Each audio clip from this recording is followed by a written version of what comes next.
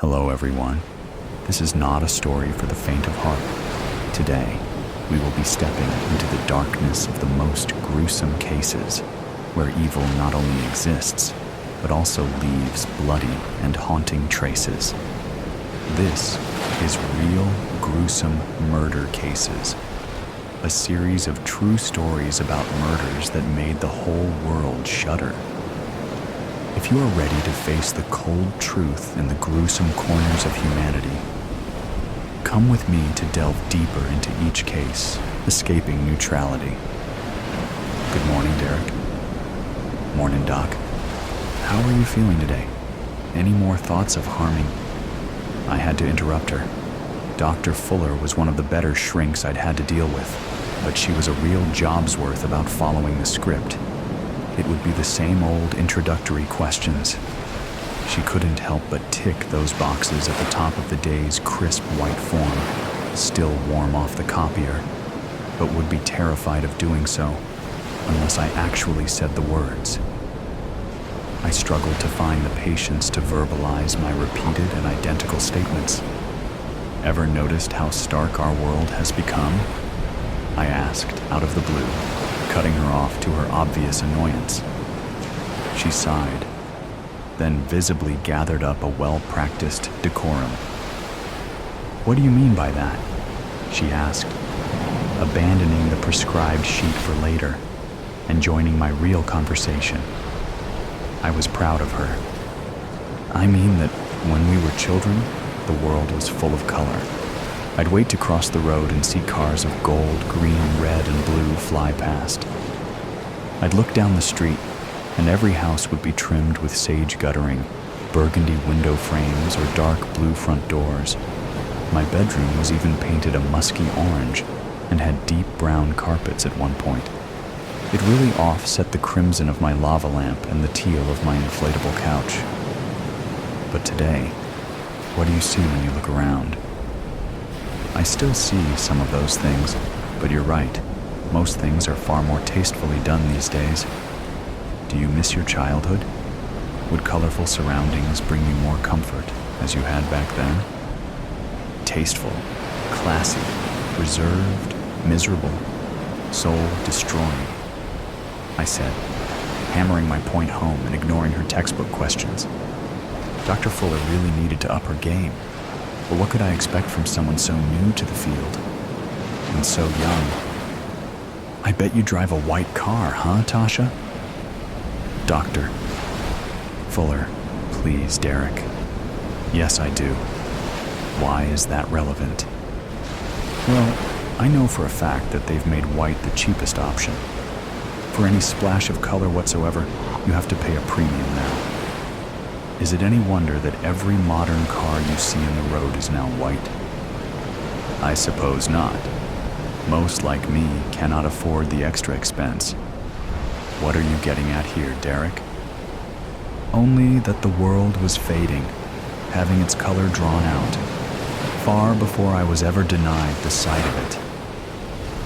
I did not register her next question.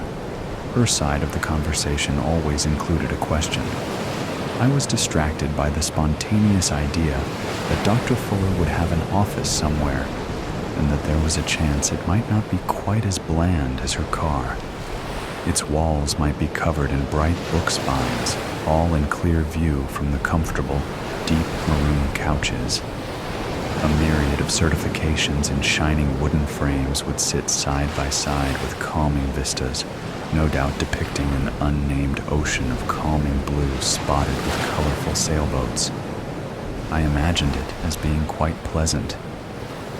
Perhaps she was right. A throwback to my early years, drenched in technicolor, might have offered me some contentment. Useless to contemplate. I would never again see such a sight in this life. My imagined home for the dear doctor was a far cry from our current reality. Whitewashed concrete encased the bare room I was forced to meet her in daily.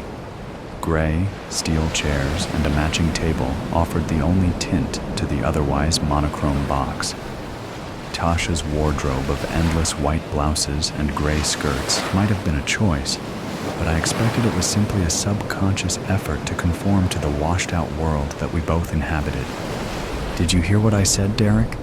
she asked, ducking her head to try and catch my vacant eyes. "No," I answered honestly. "Where were you?" Credit. Where credit is due, the doc had some skills. Instead of accelerating with her own agenda, she was able to pull into my lane at a moment's notice. Time to knock her off the road. I was imagining where I would find you outside of this place. Without these, I said, staring her directly in the eye and pulling sharply on the handcuffs that strapped my wrists to my chair. The loud and sudden clink of the metal chain startled her, and I watched as her pupils dilated in fear.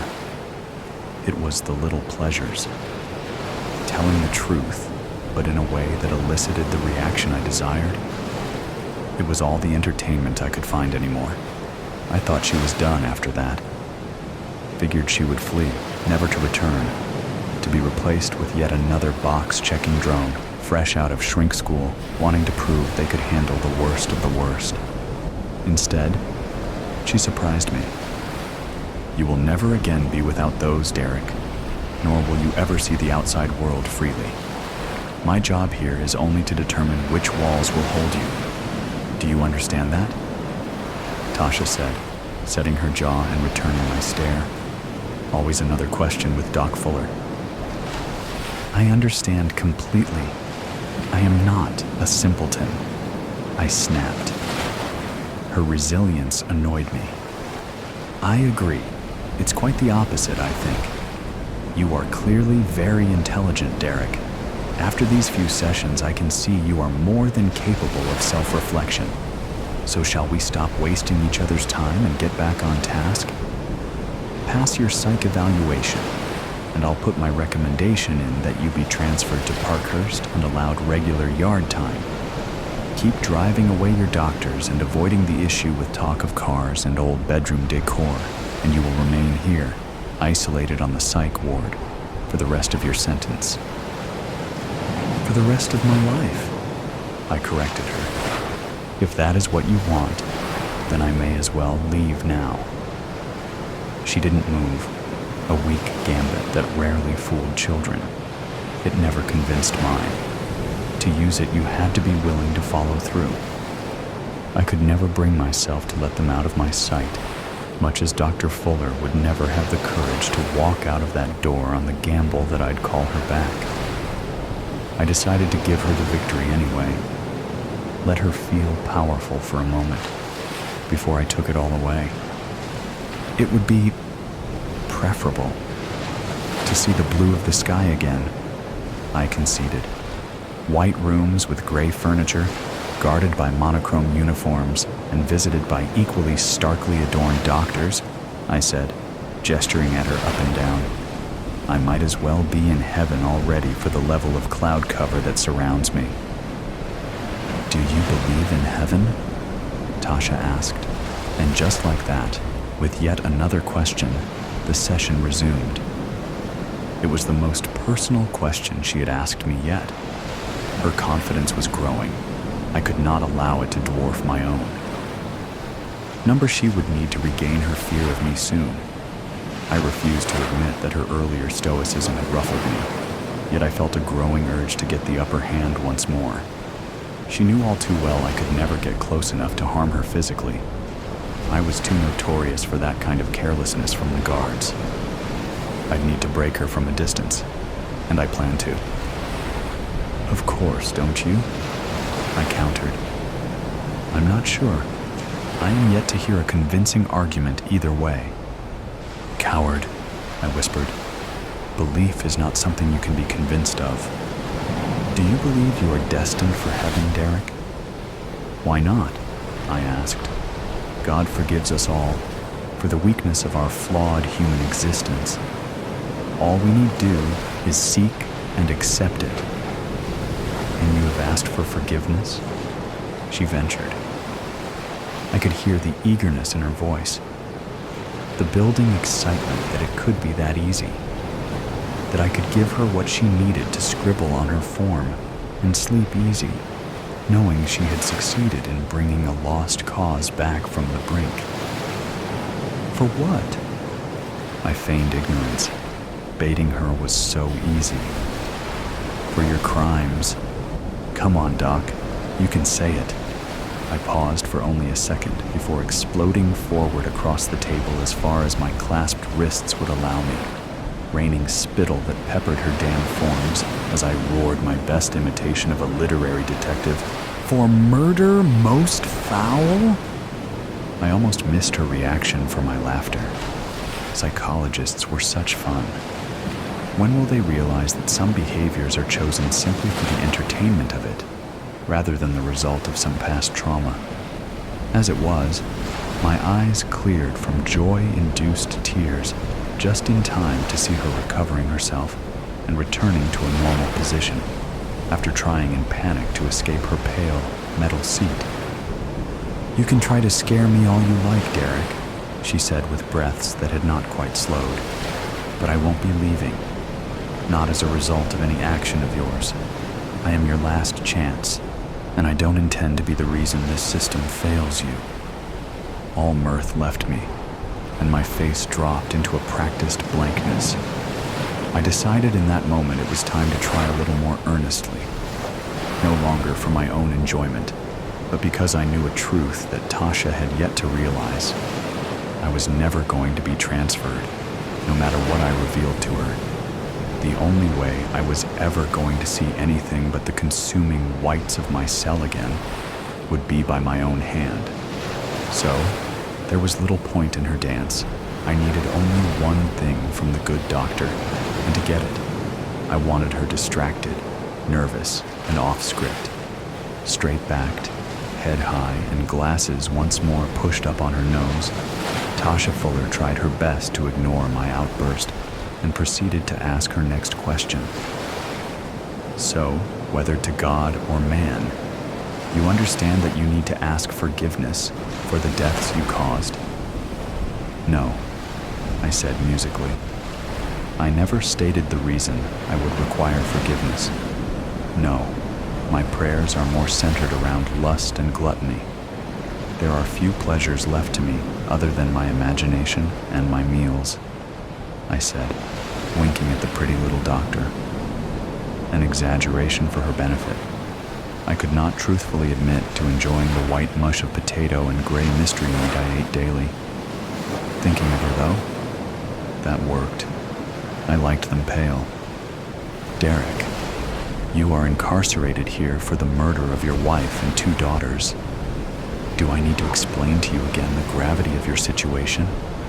If myself and my colleagues cannot determine an underlying cause for your violent behavior, then you are facing a lifetime of being classed as criminally insane. Would you rather a continuation of the treatment you get here, or are you willing to embrace the chance we are giving you? At Parkhurst, you might truly find rehabilitation. All of that is at your discretion, Doc. I am here, I am an open book. I have never lied. Not once. I pride myself on honesty," I said, raising my chin in challenge. "If you want the answers you seek, you simply need to ask the right questions, instead of these meaningless generalities." I watched her scour her memory and her notes, her eyes darting, looking for the truth in my words, until my meaning dawned on her. "Why? Why did you do it?" she asked immediately, blessedly direct. "Finally," I sighed. "Sometimes, after all that education, all that introspected study and exploration of the human condition, all you need do is ask a simple, straightforward, common sense and normal question. Why did I kill them? I was saving them." I heard the click of her pen and the scrawling of notes behind the steel clipboard. Now I had her, beyond her strict training, out of her depth. "Saving them from what?" she asked, the interest bright in her eyes. "They were under the power of demons. Their lives were already forfeit. I released their souls from their torture to be claimed by the sky. where they wait for me to join them. I would be there already if I were a stronger man. I shook my head and dropped my gaze, genuinely lamenting at my failure. Her scribbling continued for a few moments longer before stilling the room to silence. "You thought your family were possessed by demons?" Dr. Fuller attempted to confirm. "Are you stupid?" I yelled, snapping my head back up to meet her scrutiny. It was the only part of my body I was allowed autonomy over during the sessions. I didn't say possessed. I said they were under the power of demons. Through their muted screens, the endless stories pumped into their gray matter turned them into walking avatars for another's narrative. Their minds warped, their perception altered, and they were no longer the girls I knew. They began spouting the same garbage that was looping into our home from the black and gray bordered rectangles of controlled light. The only color in their lives coming from what was gifted by monsters via LED, while they systematically stole it from any other pursuit. My family became puppets to an evil's will. I took their souls and put them out of reach. I surrendered them into the protection of a power that exists in true light and color above our poisoned planet. I could feel my chest heaving. The passion from my torrent of words pumped through my veins. I could not stop the tears from streaming down my cheeks, the sobs from racking my body. My grief over the actions I had been forced to take broke free. It was real. I should not have had to take such drastic action, but it had been the only way. I heard the scrape of her chair as she pushed it back and rose, smelt the flowery perfume that wafted before her as she approached, and shuddered under the warmth of her hand on my shoulder. When the good doctor crouched and put her face on a level with mine, I hesitated. Her words were so kind. "It's all right now, Derek. I'm going to make sure you get the help you need." This would be a hard lesson for her to learn. I slammed my forehead into her glasses, shattering them against her face, and feeling the bone in her nose crack. It took a moment of delay for her body to catch up, but then quickly, crimson blood flowed down her face from her nose and the cuts around her eyes. I was not sure if it was hers or my own that I tasted on my cut lips. The deep red that painted our faces in unison was a desperately welcome tone amongst the stark. True color suddenly swamped the pallor of my world. It was glorious. It was relief. It was satisfaction. My head hit the back of my cell with such force that I feared the guards had already done the work for me. I laid still, stunned by the blow, and waited for my monochrome world to refocus. The white room and strong lights pierced inward, accelerating the headache that was to come. They would be back to take me to the infirmary soon enough. First, they would need to rescue poor Dr. Tasha Fuller from her minor injuries. She deserved their attention. She was the best shrink I'd ever had. She'd healed me and didn't even know it. From between my teeth, I dropped the shard of glass I'd bitten from her broken optics. I took it between my now free fingers and readied myself to join my family in salvation. From my body would birth a refuge of color amidst the sea of white. Just as they had, I would arise from a pool of bright crimson. Bathed at its center, I would finally be able to ascend to where a full spectrum of light would welcome me home, the boy with frozen wings. "You have my attention," says the Grand Assassin. "Who?" "He." The boy drops his gaze to the Varos gold coin on the tavern's backroom table, his guarantee of safe audience, then looks back up at the man. The Grand Assassin's wrinkles and white hair may or may not be real, but the eyes are. Pinprick pupils caught in still water stare back at the boy. I can't say it. Have you heard the story of the little bird with the frozen wings? The Grand Assassin asks. Are there two birds and a stone in it? No, Ray. It's the one about the bird flying south for the winter. The air is so cold that his wings turn to ice and he falls into a meadow. Do you know what happens to this bird? The boy shakes his head, platinum hair peeking out despite his hood's concealing efforts. A cow comes by and drops some dung on the frozen bird, and in this steaming pile of crap, the bird's wings begin to thaw. He's ready to fly again, but now he's stuck. So, he chirps for help. The boy watches the Grand Assassin's bare hand hover over the Varos coin as the man whistles a plaintive tune that ends in a soft squawk. Finally, a passing cat hears the bird's cry and comes over to investigate. It digs the bird free, cleans him in the grass, and eats him. What does it mean? Asks the boy, willing the Grand Assassin to touch the gold coin. First, not everyone who shits on you is your enemy. Second, if you're in deep shit, it's best to keep your mouth shut. But most importantly, it means that not everyone who gets you out of shit is your friend. So do you want my help? Yes. The boy throws off his hood and says the name of the Crown Prince. The Grand Assassin's hand drops under the weight of that name. His fingers touch the Varos coin on the table, and some reptilian part of his mind notes that the coin is slick, oily even.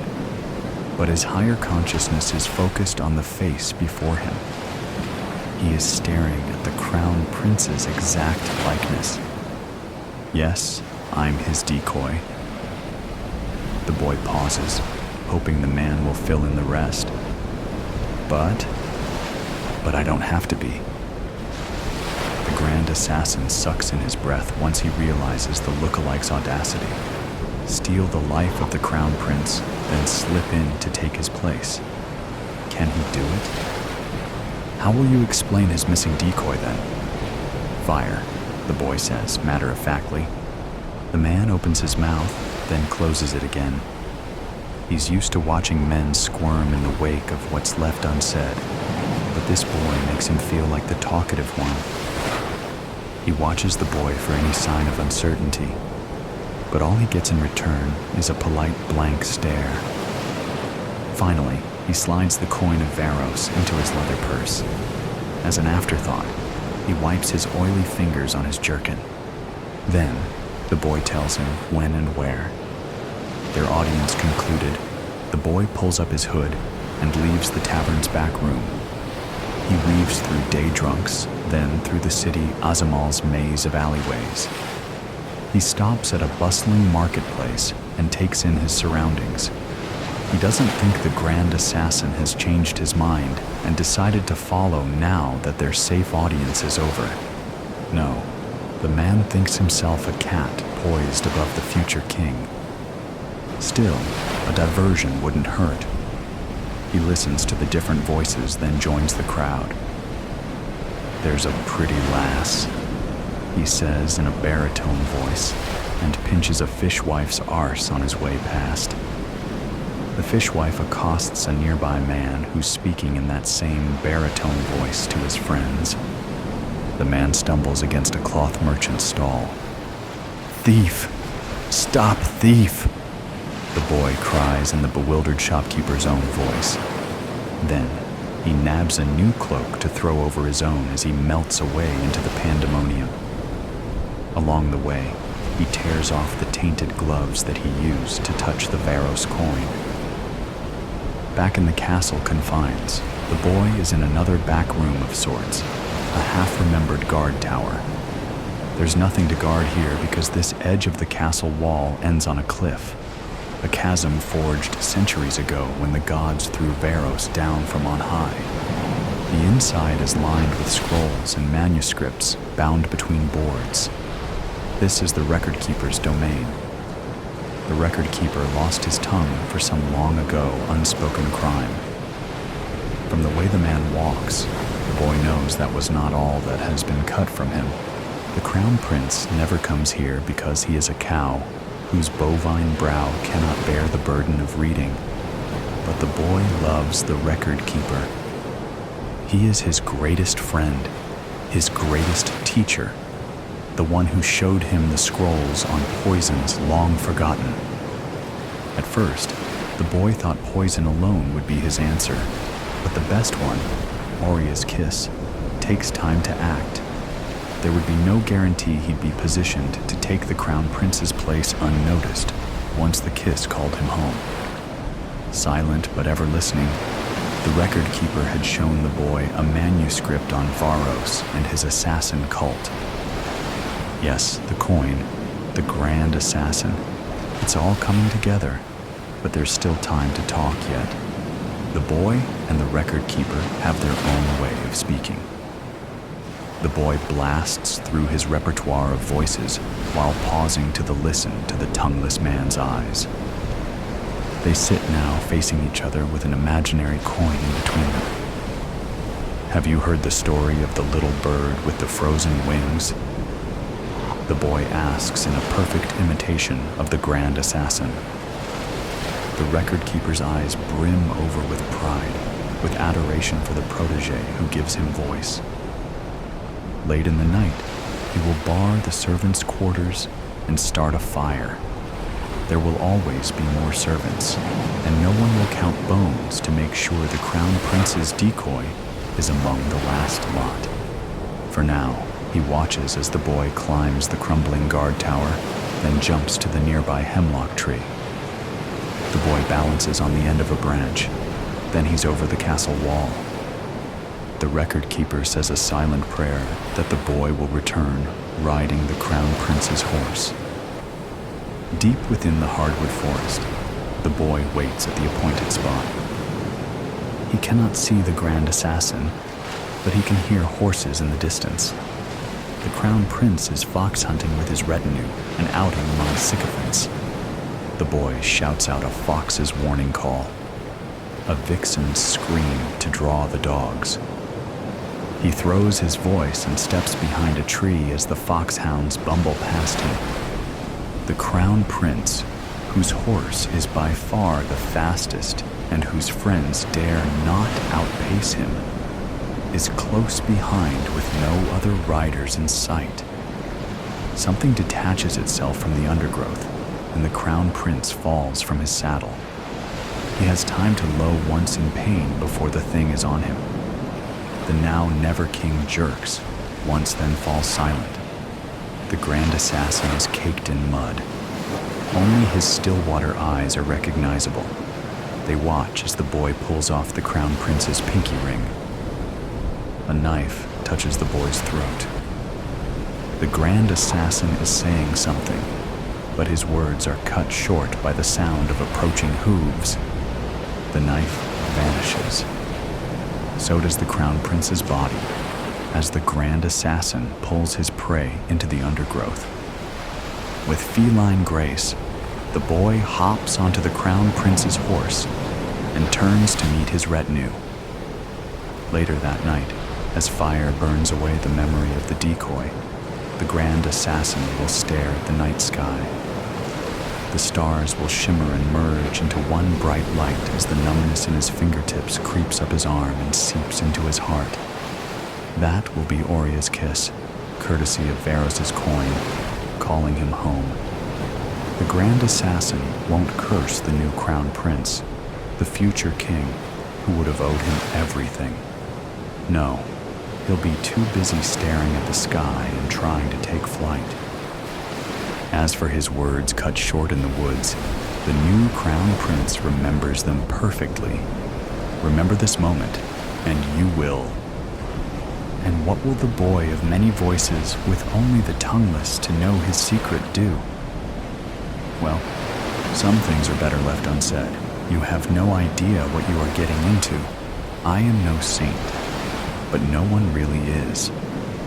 Some people are less evil. Some people are more evil. I have done things I am not proud of, and will have to live with the consequences once they come. I do, however, refuse to feel guilt for what I have done. There are reasons behind my actions, and no one will convince me they are not for the greater good.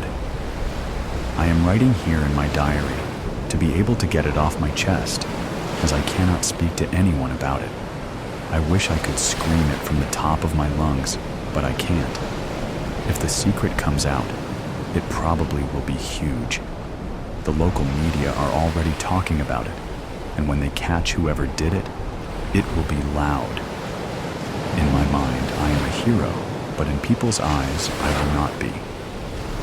If anyone is reading this, probably after I have been caught, know this. I refuse to feel bad about it. I meant what I did every time.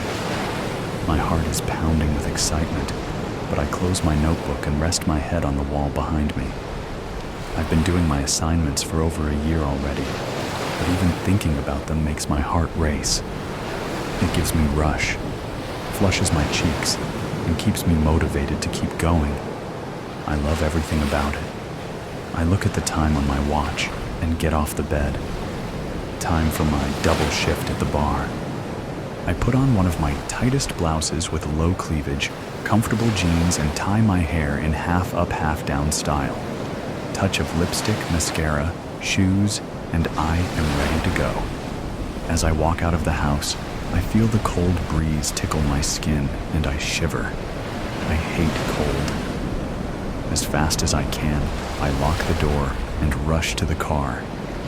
When I arrive at the bar, there are quite a few customers in already, even though it is only 5 p.m.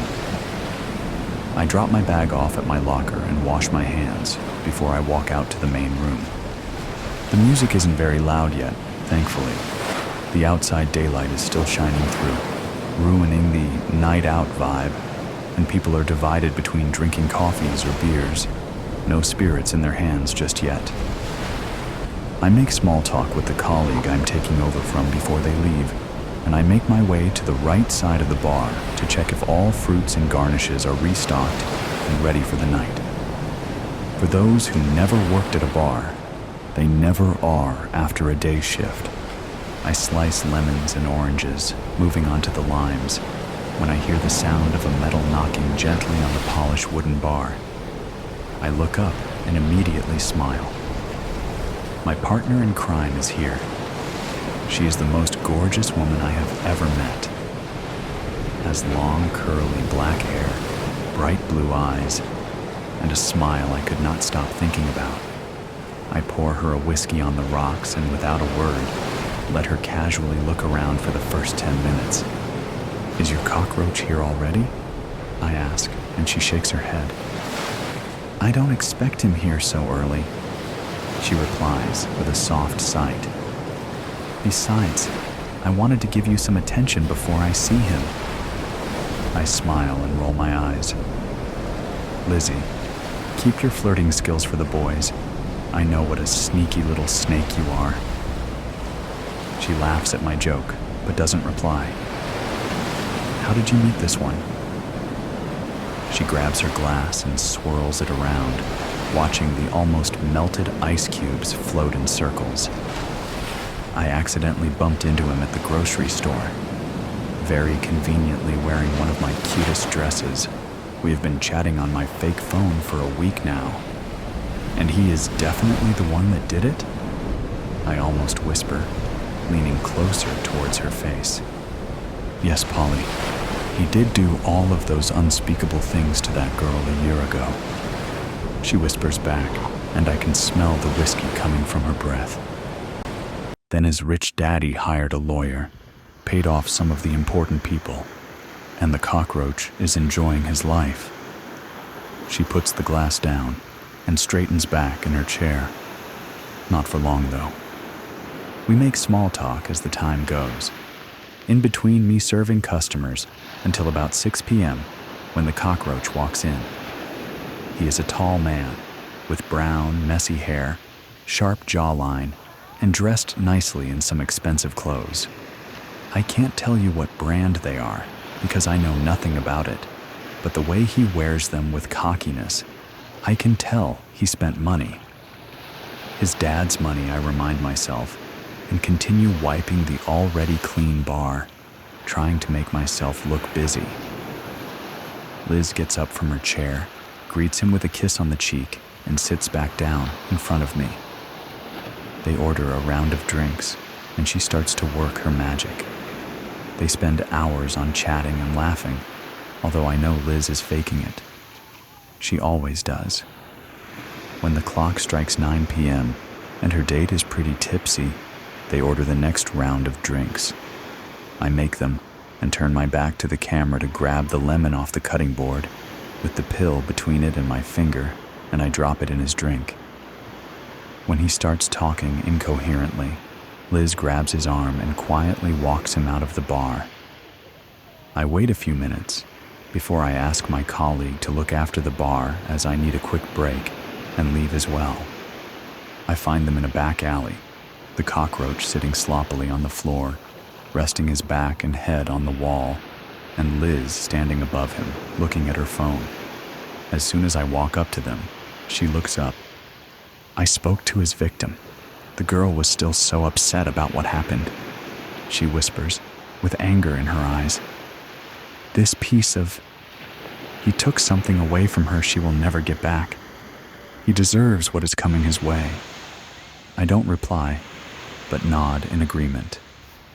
I look at the guy's face and feel disgusted that he not only felt it was okay to do what he did, but also decided consequences are not for him to handle.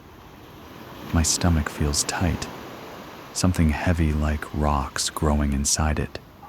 I am not sure if it is from nerves, stress, disgust, or excitement from what is coming. It is Liz's time to deal with the man, and I need to get back to work soon enough. I help her tie his hands and feet, put him in the boot of the rented car, and turn to Liz.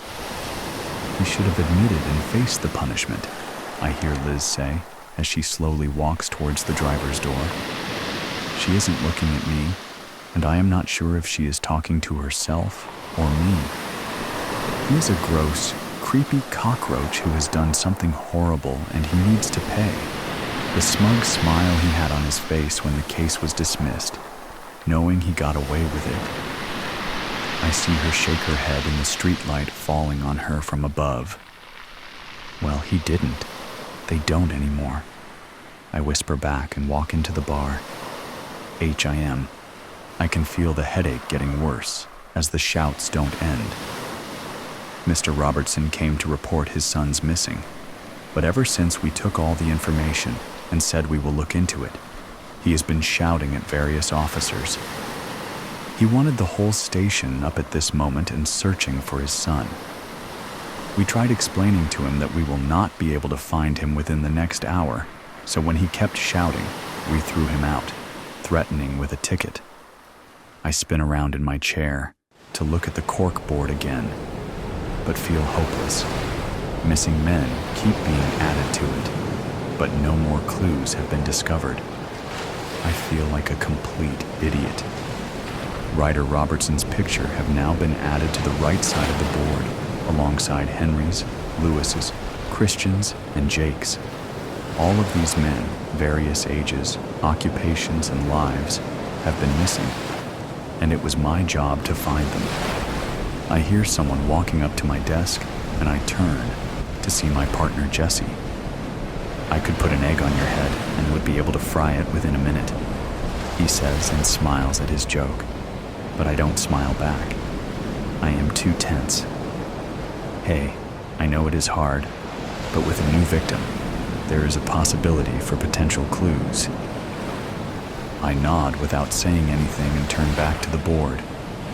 Maybe walk me through what connects these men. Sometimes speaking things out loud helps to see things that could have been missed. I sigh but agree, for the sake of not having any other ideas. Henry, aged 54, went missing in April 2023. In February 2023, he was found not guilty for domestic violence on his wife. Lewis, aged 22, missing in July 2023. There was an old report to the police about attacking his ex-girlfriend, but she came back to retract the report, saying they just argued and she was okay. Chris went missing only a week after Lewis. They are the same age. I don't, however, have anything that links him to the rest of the guys, so maybe he is not part of it. Jake, aged 32, went missing in December 2023, only 3 months after his lawyer argued that 5 women that came forward from his company about inappropriate behavior towards them were unstable emotionally and had a vendetta against him. So the case was dismissed. And now, we have Ryder, who a year ago assaulted a girl, but somehow the DNA samples the doctors collected disappeared right before the trial. All of them have been seen with a woman at a bar the night before they went missing. So, the only thing that connects these men are vile actions against women. What if the women did it? I laugh and roll my eyes. Yes, because the experienced detective didn't think of that. I will check with the girl from Ryder's case, but all others have rockstone alibis. I pinch the bridge of my nose with my fingers and rub it, trying to get rid of the headache. Soon enough, this case will be assigned to someone else, since I can't seem to get any leads. And this would be an absolute nightmare for a young, ambitious detective like me. I needed to get at least something to keep me going. "I think you need a drink," Jesse says, and I look at him from under my eyebrows. "When we're done tonight, we are going out. And," he says quickly, raising his finger to stop me from interrupting. I will not take no for an answer. So here I am now, at the bar, sipping my beer and listening to Jesse vent about the argument with his girlfriend. I politely nod, but only listen to every third word because the focus is escaping me too quickly. I love him like a brother, but help me God with how much he talks. I look around the bar, trying to look casual, but the moment my eyes land on her, there is nothing casual about me. She walks in with her long strawberry blonde hair, gorgeous black dress, and boots heeled so high, I am surprised she isn't falling every second step. But she has this confident aura about her. She has her head held high like she owns this bar, and I am mesmerized. Jesse notices that because he stops talking and nudges me with his elbow. "Go, speak to her," he says with a smirk. "Undust your flirting techniques, wipe the cobwebs, and go." And so I do. I get up, still holding my drink, and sit down next to her at the bar. "Do you mind if I sit next to you?" I ask, and she turns, looking at me with big brown eyes. She smiles. "Of course not." She answers softly. "My name is Polly." "Alex," I say, and shake her hand. "Let me buy you a drink, Polly, if that's okay." Resolute. "Buy the shoes." "It's okay." "Screw the budget. That's not this year's resolution. You deserve this." When the saleswoman asks you if you've done much running, laugh and gesture to your midsection. The woman will blink, force out a half-baked ha. It's a reaction of discomfort, not cruelty. You made it weird. You don't know why you feel the need to shame your own body in front of a stranger, but you blame it on her Lululemon leggings and air hostess smile. She makes you nervous. Most people do. When you go outside, sit next to a man on a bus bench. He's reading a book, and you recognize the cover from an English course in college. A man's body, clad in red, knight-like armor, with a white mask where his head should be. The mask is smiling and handsome on one side, twisted and snarling on the other, with a hollow void where his eyes should be. The Mysterious Stranger by Mark Twain. Good taste. When you sit, notice how the man's eyes dash over in your direction. It's almost imperceptible, and no other part of him moves an inch. Convince yourself that the chill trickling down your spine is a sign of an early winter wind. The sweat beneath your arm says differently. Change into your new shoes right there on the bench. They're tight, but almost comforting, reminding you of the cattle squeeze chutes on the farm you grew up on. Your new shoes are white, because white seemed luxurious and fresh and symbolic. New beginnings, clean slate. Now, curse and rub your own spit into a dirt smudge on the side. Remember that white is rarely ever white at all. Think of the stains spreading like mold along shower walls. When the bus arrives, sit near the front. You'll only take it half the way home today and walk the rest. New year, new you. The man with the book sits at the back of the bus. This is your bus stop in a residential area you don't know well. Apparently, it's his bus stop too. Start walking. Notice he is walking too. This shouldn't make you nervous. You always see the worst in people. What is wrong with you? Therapy should have been one of your resolutions. It's been 15 minutes. You're almost home, but you don't want him to know where you live. So you walk past the turn to your street and feel your heart drop to your toes. You can smell the fishy stench of your own stress sweat leaking through your corduroy jacket. 20 minutes, almost out of the residential area. In a couple blocks, you'll be on Commercial Drive, where you can enter a cafe or a bar and have a panic attack in a graffitied bathroom stall until the perceived threat is gone. It wouldn't be the first time. When construction blocks access to the street crossing you meant to take, you'll have to find a detour. Luckily, there's an alley to your left, a shortcut to safety if anything. You just need to move fast. Good thing you bought those shoes. When you hear the man's footsteps beating at your heels, run. 2. Eat healthier. Start your day off right with his bento box leftovers. He ate all the shrimp from the noodles and the sushi on the side, but saved you the edamame. That's all right. You didn't need those extra calories anyway. Don't make all that running and fighting from yesterday for nothing. Take a bite. You're not hungry, but you don't know when the next time you'll see food again will be. The noodles are cold, and they slide down your throat like earthworms. Don't complain about the temperature. Your mom always told you microwaves were evil anyway. You crouch over the food on a cold concrete floor. You've stopped crying long enough to take in your surroundings. You are confined to a small circumference around your bed, with a chain clamped around your ankle, the other end of it welded to a rusty metal pole coming out of the ground. The chain rattles with each move you make. Your bed is in the center of a room, bits of foam scattered around it from mice chewing the mattress. Next to it is a bucket, where eventually you will have to relieve yourself, though you'll hold it in until it hurts. There are no windows down here, and it smells like an old boyfriend's basement, a combination of mildew and old socks.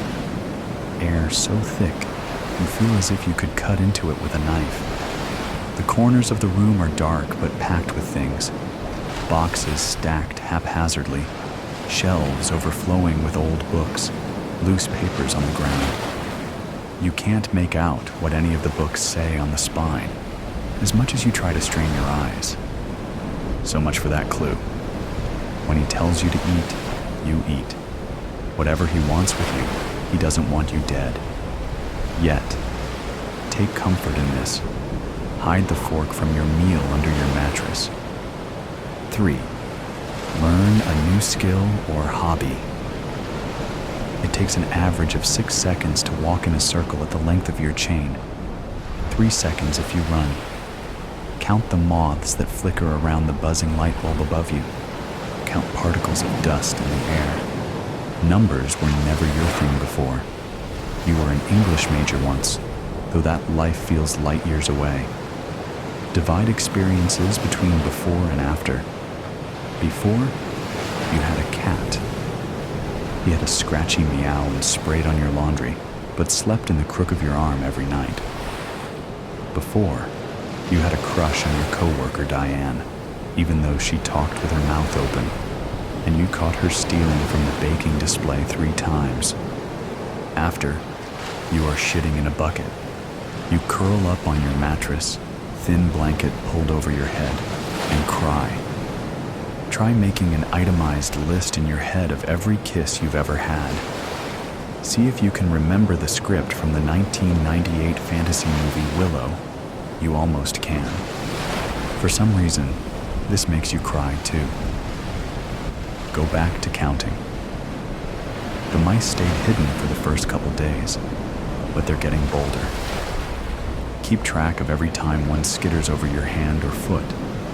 Of all the horrors you could imagine a kidnapping victim to go through, boredom certainly was not one of them. On what you think could be the 8th day, try something different. You know the man only enters the basement twice. First, to take your used bucket, then to bring back a clean bucket and food. You have been so busy cowering in the farthest end of your chain away from him that you haven't gotten the chance to really observe. Pay attention this time. Start counting when he first unlocks the door. He keeps his eyes on the ground as descends the stairs and approaches to pick up your bucket. It doesn't look like guilt or nerves, but rather he does not seem to regard you at all, as if you are so far beneath him that your presence can hardly be perceived.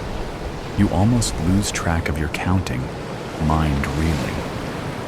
Why are you here at all when he acts as if he wants nothing to do with you? He is as nondescript a man as they come.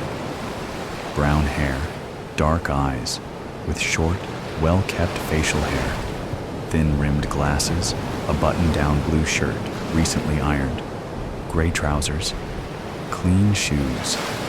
If you ever get out of this, you're not convinced you could pick him out in a police lineup. When he leaves, he shuts the door behind him, but does not lock it. These seconds are crucial.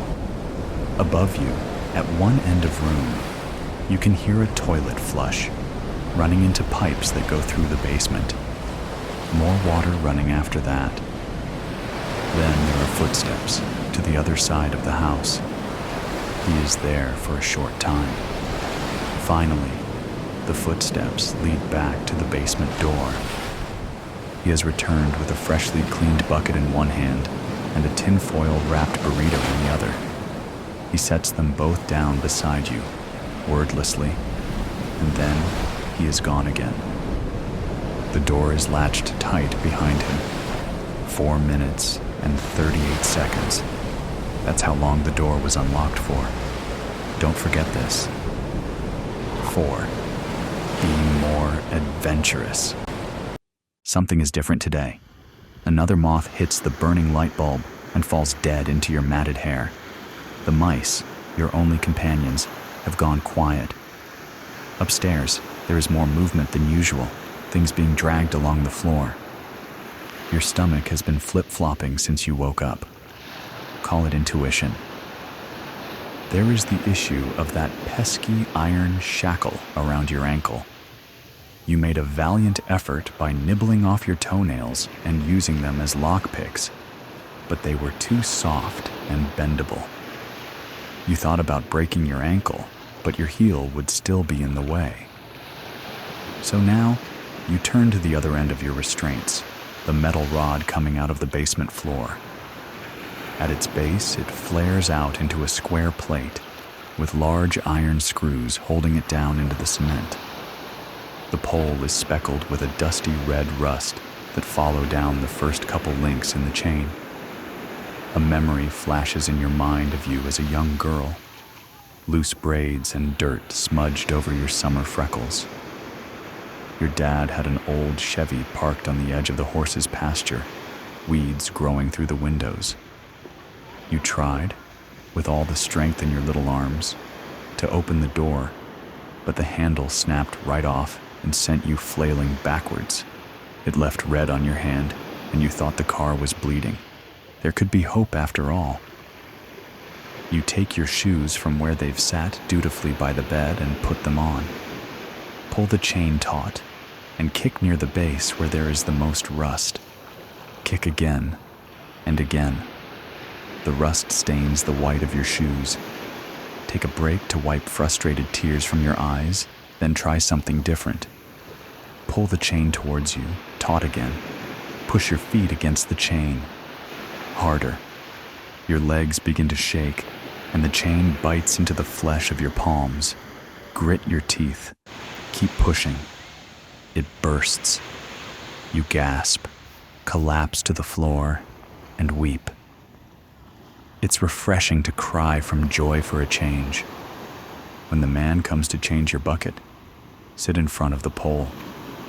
Don't let him see you've escaped your shackles. The man raises his eyes to meet yours, and you can suddenly feel every single hair on your body. This is the first time he's looked at you since you were taken. It doesn't last more than a second, but you are shaking. He heads up the basement stairs, bucket in hand. Shake off the chills. Let them roll down your spine and out of your system. It's now or never. With clammy hands, pick up your broken chain and cradle it to your belly. Quiet. You can feel your heat thumping against your rib cage, and you breathe hard through your nose. Leave your shoes behind. Too loud. When you get to the stairs, pretend you are a feather, flitting weightlessly above the steps. Place your ear to the door. Try to hear past the pulsing of your own veins. The water is running. Open the door. 5. Read more books. When you wake up, all you see is a bright light ahead, and with some relief, ask yourself if you are finally dead. It takes a few bleary blinks for your surroundings to come back into focus. The light at the end of a tunnel becomes no more than a light bulb, flickered by the fluttering of wings. You are back in the basement.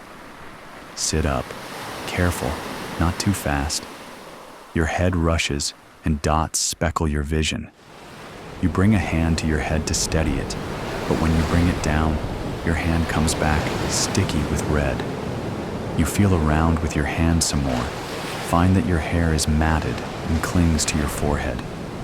Beneath the hair is the source of blood. It doesn't seem to be actively bleeding much, and what is there has already coagulated.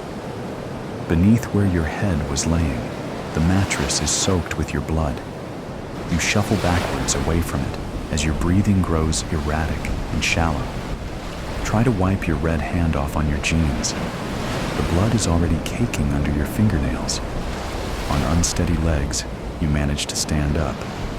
You realize that although you are back in the basement, your chain is still broken. Look frantically around the room for a weapon, or another escape you somehow missed before, until your eyes land upon the boxes and shelves. Maybe something in there could help. You hobble over to it, dragging your chain behind you, and throw open the first box you reach. It's only paper, and as you rummage, you leave red smudges and fingerprints all over them. You aren't paying attention to the words, but an image catches your eye. You stop, pull out the paper. It's a diagram of sorts, with labels and instructions in a language you can't understand. But what you do understand is that this diagram looks awfully like a pentagram. You pull out more papers, pay closer attention. Drawings of cloaked figures, goat heads, numbers and lists written in Latin and other old tongues. Box after box, they're all the same. You turn to the bookshelf, flipping open dusty tomes to more diagrams of demons. You toss the books on the floor, and they land with a satisfying thud. You blink back the dots forming in your eyes and steady yourself. Above you, footsteps are approaching the basement door. You lay back down on the mattress and pretend to be unconscious, right where he left you. 7.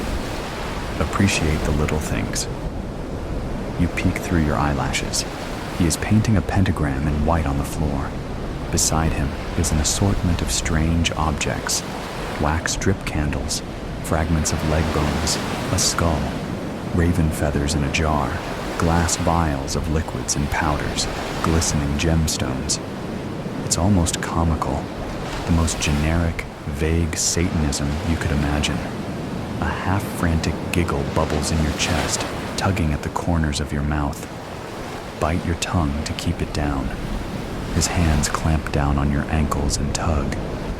He is dragging you off the bed to the floor just beside it where he's painted the pentagram. You hear the clinking of glass, the rattle of bones, as each object is arranged around your body. Then you can hear his breath above you. Feel his knees at the sides of your legs. He begins to chant. You risk a peek through small slits in your eyelid and see him kneeling over you, book in one hand and a knife in the other. You kick him in the stomach. He gasps and reels back, dropping both the knife and the book. But before you can scramble away, he is on you again, pinning your wrists to the ground. You can feel his hot breath on your face, spit flying out of his heaving mouth. He curses at you and tells you to stay down.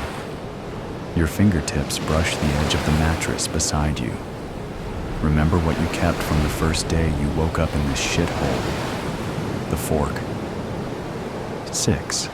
Set healthy boundaries with the people in your life. You feel around for the metal, find its handle, grip it hard, then spit in the man's eyes. He loosens his grip on your wrists for just long enough. With utensil in hand, you thrust your arm up until it meets with his neck. The prongs sink into his flesh, as is he, were nothing more than a dense cheesecake. Now, he looks you in the eyes, and you do not cower. You hold there for a moment, driving the fork deeper in, just in case. When you let go, he takes a moment to react. Then his eyes widen, still locked with your own, and he stumbles backwards off of your body. His hand fumbles for the fork. There is blood trickling down onto his freshly ironed shirt. With a shaking hand, he pulls the utensil from his flesh, causing the blood to rush to escape the open wound in thick spurts. He holds a hand tight to his throat, trying to slow the loss, gasping and sputtering. He turns and runs to escape the basement. Get up. Follow him. As he fumbles with the lock on the door, you grab the back of his shirt and pull. In his shock, he loses balance and drops his key on the step beneath the door. He tries to grab onto you as he falls backwards, but you step quickly to the side and cling to the stair railing. Watch as he tumbles down the stairs, landing hard on the concrete below. He struggles to get back up, only making it to his knees as his movements grow more sluggish. You can hear him gargle on his own blood. He clambers towards the stairs again. Pick up the key. Your heart flutters at the click of the door unlocking. Open it. Ahead of you is a hallway, at the end of which is your exit to safety. Don't look back at the man groveling at your heels. Step out, shut the door behind you, and lock it tight. The devil is in the details. I was 16 years old when they found the 6 bodies underneath our living room floor. I'm not one to share personal details, mostly because I have a tendency to run my mouth and say too much. But I think about that night often, usually as I'm just crawling into bed, in that time between hazy wakefulness and deep rest, which, if I'm being honest, I've never been the greatest sleeper anyway. I'm at my most productive at night, and as a result, I spend a lot of time staring up at the ceiling, contemplating if it will be the night I spill all the messy details to some reporter that's trying to make it big. But then I think, the media has already had their fun with my family, and their exuberant reporting, rightly or wrongly, landed my good name in the history books by the time I turned 17. If I were to set the record straight, it would go a little something like this. I can't forget that sound. It's one of the most haunting things about that night, the thing I can't quite shake, and it has followed me my entire life. Thud, thud, thud, thud. There was a hand at our front door, pounding incessantly. It sent shockwaves from the top of my head to the tips of my toes. I broke out in a cold sweat, realizing that the swirl of blue and red lights outside my window, paired with the pounding at the door, meant one thing: the police. My mother, who was notorious for sleeping through just about everything, raced into the hallway, and through the crack of my door, I could see her standing at the top of the stairs, hand to chest. She was wearing her favorite silky pink nightgown, the one that grazed the floor as she walked. She always looked like she was floating when she wore it. But in that moment, it dragged behind her in a fury. Thud, thud, thud, thud. My panic didn't keep my curiosities at bay. I jumped down from my bed and padded toward the door. I peered out, waiting for what came next. My mother's voice was the first to break through the weighted silence. "What is it? What do you want?" she said. Then came a series of sentences that melted together. Talk of my father, where he was. My mother questioning if he got into an accident.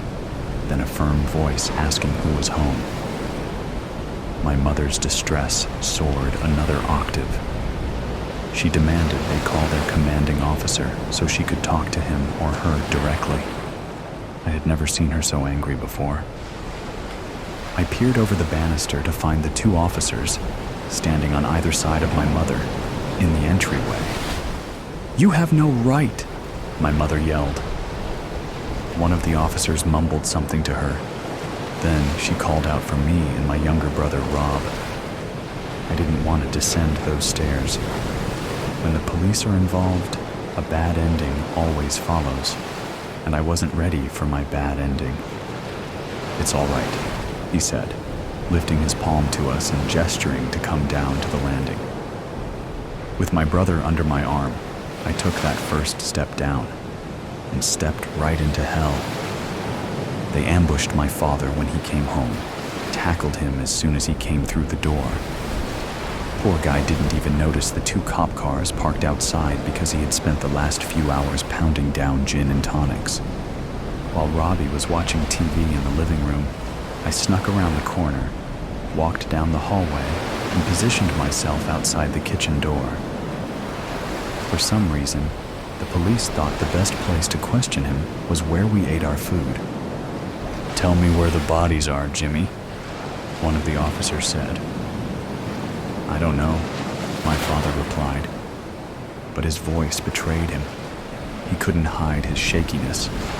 A grumble of incoherent words, then, more clearly, "Do you even have a warrant to be here?" My mother. She had watched one too many Law and Order episodes over the years. "It's a reasonable search, probable cause," said the other officer, his voice much deeper.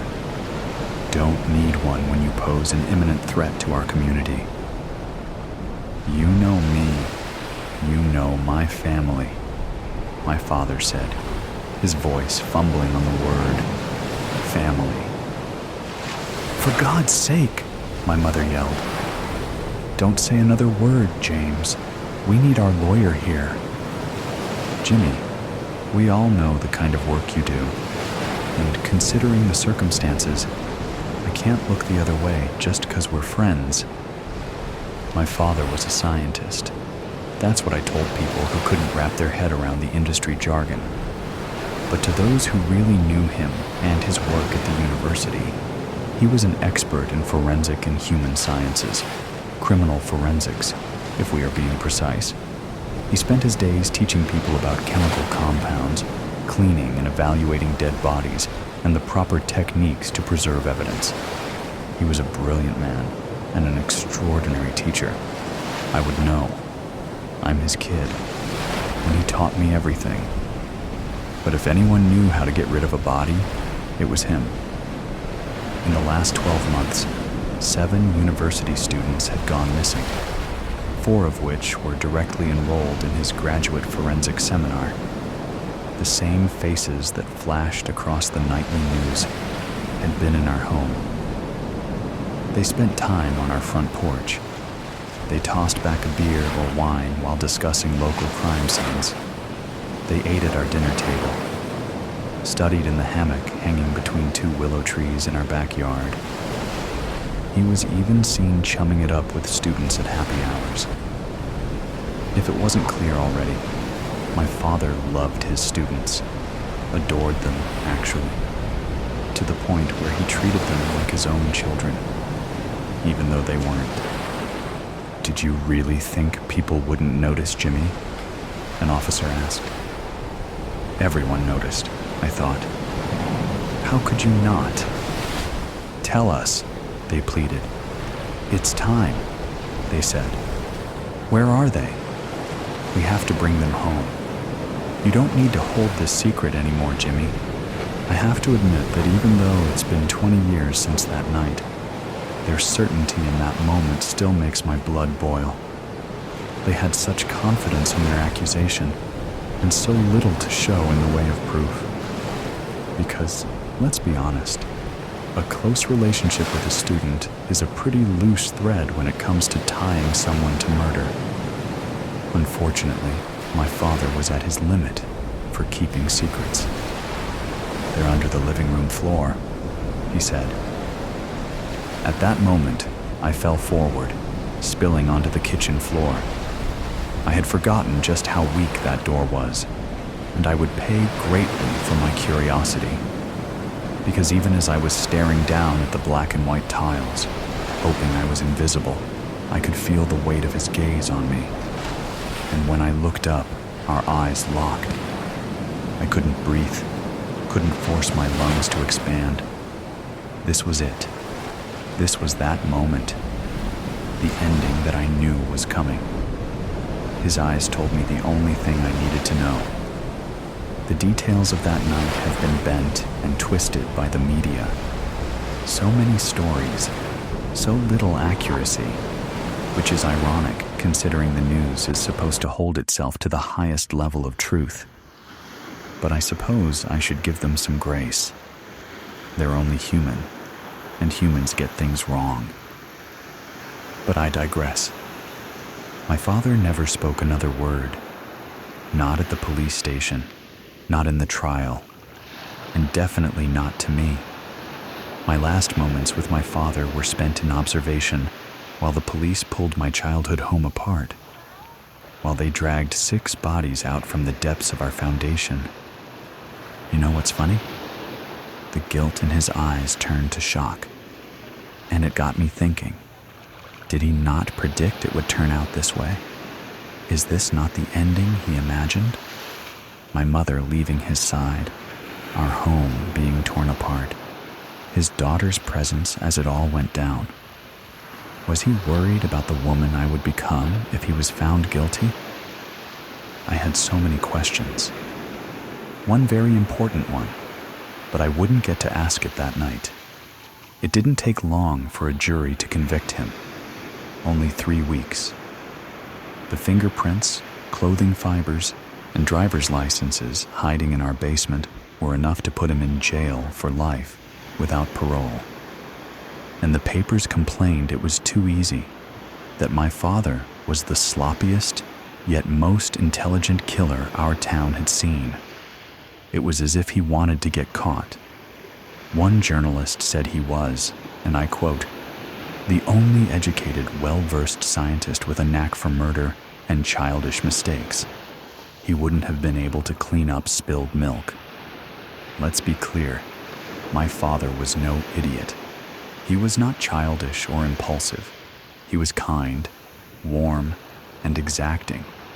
He was present for everything in my life, showing up to every parent-teacher conference, soccer game, and choir concert. He showed great regard for my interests, encouraging me to try anything and everything, even if it was a bit odd.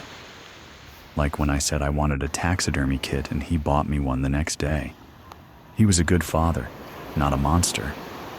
The only thing he was guilty of was spending an increasing amount of time with his students, to a point where he started missing family dinners and school events, then birthdays. But tabloids don't want to hear about the happy shit. They want the darkest parts of a family tragedy. They beg to hear about the warning signs, the late nights, how he protected the specifics of his work, holding the details of his day job like a precious piece of blown glass. They wanted to know about those nights my father caught me in his laboratory, poking around and playing with his chemicals and tools, or the panic in his eyes when he saw me playing in his sacred space, a place I was never allowed to explore on my own. Or they might have been more interested in how he hated when I spent too much time with his students, how I asked so many questions, got too close to young men that were twice my age. Certainly that detail would have popped in the tabloids. But I never gave an interview to the press. Actually, I never spoke to anyone about my childhood, or what was left of it after my mother slipped into a state of catatonic depression and my brother went to live with my uncle. Considering how fast people turned on my father and how much my life had imploded, I figured the best way to stay under the radar was to keep a tight lip. And once I turned 18, I moved to a completely different coast, changed my name, dyed my hair, curated a new life. But a new identity doesn't erase the truth. It can't kill biology or erase the girl that was. His history can't be escaped in cases like this, and my history called to me, over and over again. Even after I got married, had 2 children, and started a new job as a physician's assistant, I still thought about my other life, before I became this woman named Jennifer. After 20 years, I felt that tiny question nagging at me. One flight, and a 35-minute Uber later, I was standing just outside the jail that held the man I once called a father. All of those years without exchanging a single word. I couldn't be sure if he would even agree to see me. But then I remembered the man he was, how much he loved me and adored being a father. I willed myself to move and opened the door. I signed in at the visitor's desk and waited for the guard to come out and say that he would see me. Hours passed without a word, which chipped away at my confidence. But just as I was about to stand up and walk out, the door opened and I was ushered in. The room was small, warm from poor air circulation. It smelt of sweat and metal, with a splash of bleach and Windex. I'm sure my father hated the swirl of incompatible chemicals. I certainly couldn't stand it, but I swallowed my pride and sat in the only metal chair that was available. A few moments later, on the other side of the plexiglass wall, he sauntered in. His gaze was set on the floor, but I could make out the signs of aging on his face. No doubt from stress and time spent around mildewy walls. I leaned forward, picked up the phone. I waited for him to do the same. And when he did, he finally looked at me. So many years, so many memories between us, and one question. So, I started. Do you want to know where I hid the 7th body? Ice driver. Zen Mirai nudged the right flight stick on his control unit, and the 15-ton asteroid chunk beneath his feet stopped rotating. A tap on the throttle, and the longitudinal thrusters pulsed, sending him and his payload towards the cargo rail, the 200-meter-long metal tube with dozens of meteor chunks harnessed to it. They had already caught a batch of about 90 tons of ice, and this would be the last of their haul on this shift. Status check, said Daw Artego through the local shortwave. He was sitting safe on Gopher 7, the bullet-shaped rail runner that pulled the cargo rail, a tiny vessel, less a spaceship than a spaceboat. His voice sounded tinny in Zen's spacesuit. Even though Zen had done this 1,000 times, sweat beaded his brow, Any extravehicular activity was dangerous, especially driving a rock. You needed a feather touch and patience. He remembered years ago a rookie named Cassie who had neither. Tired and bored, she thrust a rock too hard and wasn't paying attention. It rammed another one and damaged the cargo rail. That was bad enough, but she was caught between them and turned to paste. Add to that the fact the company cut corners to save pennies. He was still stuck using stone-aged, manually operated driving pylons, for example. Every shift, Daw would park their rail runner at a spot the survey team highlighted. Then Zen would have to suit up and jet over to a good rock. Next, he had to drill holes in it to insert the dozen 4-meter-long pylons, and then calibrate their thrusters, all by hand. Basically, his job was strapping jet engines to asteroids and then flying those asteroids close enough to the cargo rail so that he could harness them to it. After that, he got to disassemble everything, but at least from there on, the rail runner would pull their cargo. Legally, drivers weren't even supposed to actually ride the rocks, but it was the best way to react when something was inevitably misaligned. Endless room for error. Just bringing her in, Zen said. On top of all that, Zen was stressed because they were smuggling a platinum asteroid with the ice. He pushed the rock gently forward and fired reverse thrusters when it was in place. It was darker than the ice chunks, and if anyone looked up close, they would easily see it was a different kind of rock. But nobody did visual inspections. The economics just didn't work out, and so they'd gotten away with smuggling 12 of these right under their boss's nose. Here's to lucky 13 and an early retirement. It took Zen another 2 hours of work to harness the rock to the cargo rail, and another 2 to disassemble the driving pylons. All the while, he hoped this was the last time they had to do this. He pictured his wealthy future, well away from the frozen hellscape that is ice mining in the Canner asteroid belt, and he wondered if that future included Leah. He both did, and did not, want her there. By the time he passed through Gopher 7's airlock, he was trembling from fatigue. Daw floated towards him in the ship's zero-G atmosphere and handed him a celebration margarita.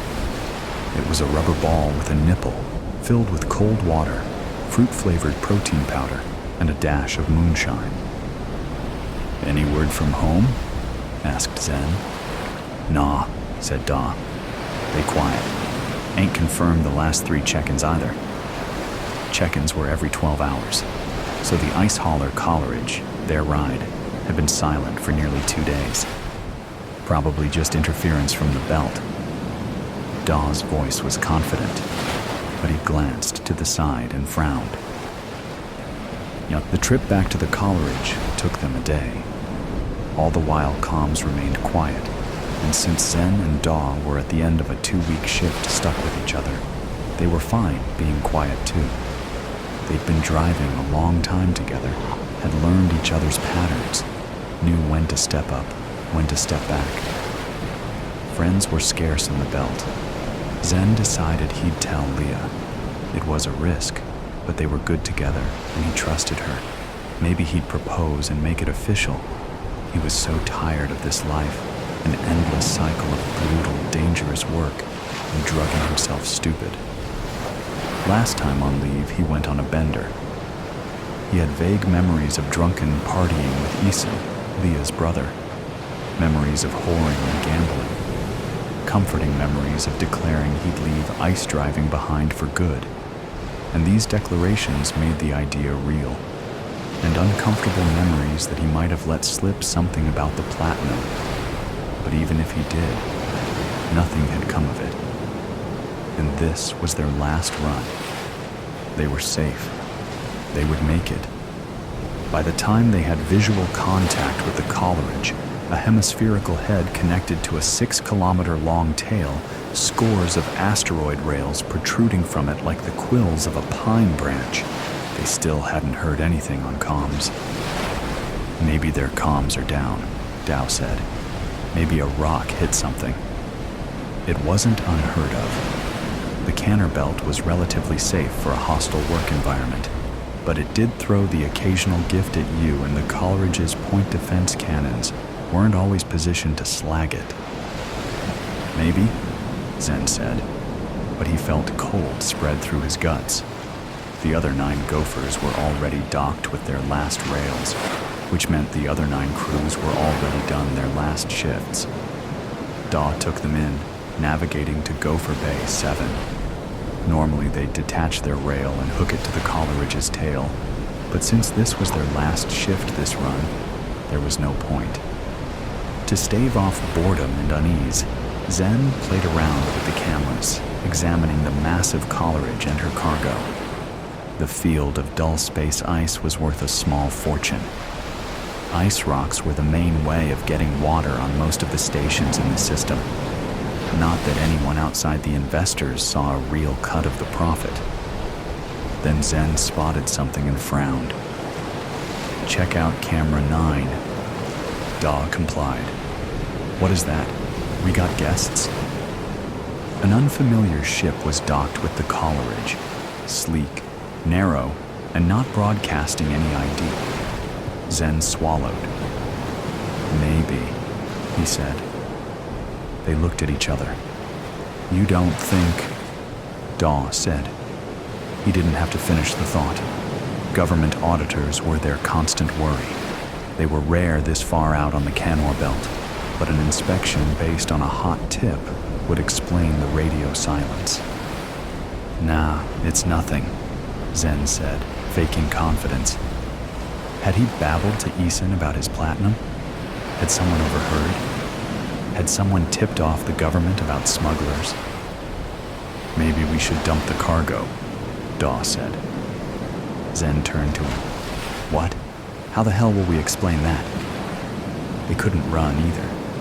Gopher 7 depended on the Coleridge, and no doubt they'd been seen.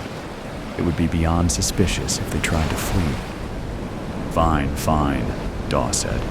"We'll figure it out, or die trying."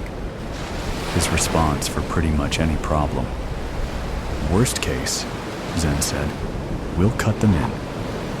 Daw swallowed hard, and his lips drew tight, but he didn't say anything more and resumed docking.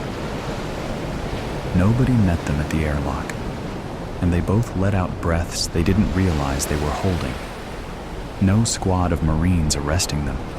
No imperious auditor denouncing them for smuggling and treason and 1,000 other things. Of course, things never actually looked like the movies, but the imagination did things when you were stressed. But they didn't see any of their crewmates either. "Nobody's responding on local comms," Daw said as they floated through the 0G corridors. "Think they got everyone rounded up? Doing individual interrogations?" "Interrogations?" Zen said. "This isn't some cheesy cop drama." "Yeah, well, maybe we should get our story straight anyway." Zen hesitated. He hated how much sense that made. "Yeah, fine." As they floated towards the command module, they began hashing out their story, each regretting they waited this long for the idea to occur to them. The unbelievable possibility that they were going to get caught was becoming more real with each heartbeat. When they came to a T-juncture in the corridor, they finally came upon some other people. 3 men floating towards them with purpose. Both groups of men startled and stopped, grabbing the railings that ran alongside each corridor to enable movement in 0G. When Zen saw the men were armed, he felt a jolt of panic. They were Marines. But then he saw their faces. 2 of them were vaguely familiar. People he'd seen somewhere once upon a time. The third, Eason? It was the only word he managed before the others raised their weapons and started shooting. A hail of pneumatic slivers tore into Daw, thrusting him backwards down the corridor and leaving trails of globular blood hanging in the air. He didn't even get a scream out as a sliver punctured his throat. Animal panic gripped Zen, and he pushed off Daw, flinging himself back the way he had come. "I got them!" Ison's voice shouted behind him. "Corridor 9B! One runner!" Not police then. Pirates. Zen grabbed the railings and propelled himself faster and faster, attaining a skull-cracking velocity. Behind him, he saw the three men spill into his corridor and fire. Ahead of him, he saw the juncture that would take him back to Gopher 7. When he neared the juncture, he grabbed the nearest railing with the aptitude only a career spacer developed, and he wrenched himself into it. He strangled a scream as something in his left shoulder tore.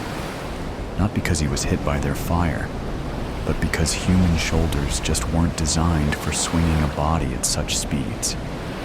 His grip faltered, and he bounced down the corridor towards the airlock, rolling to avoid more injuries.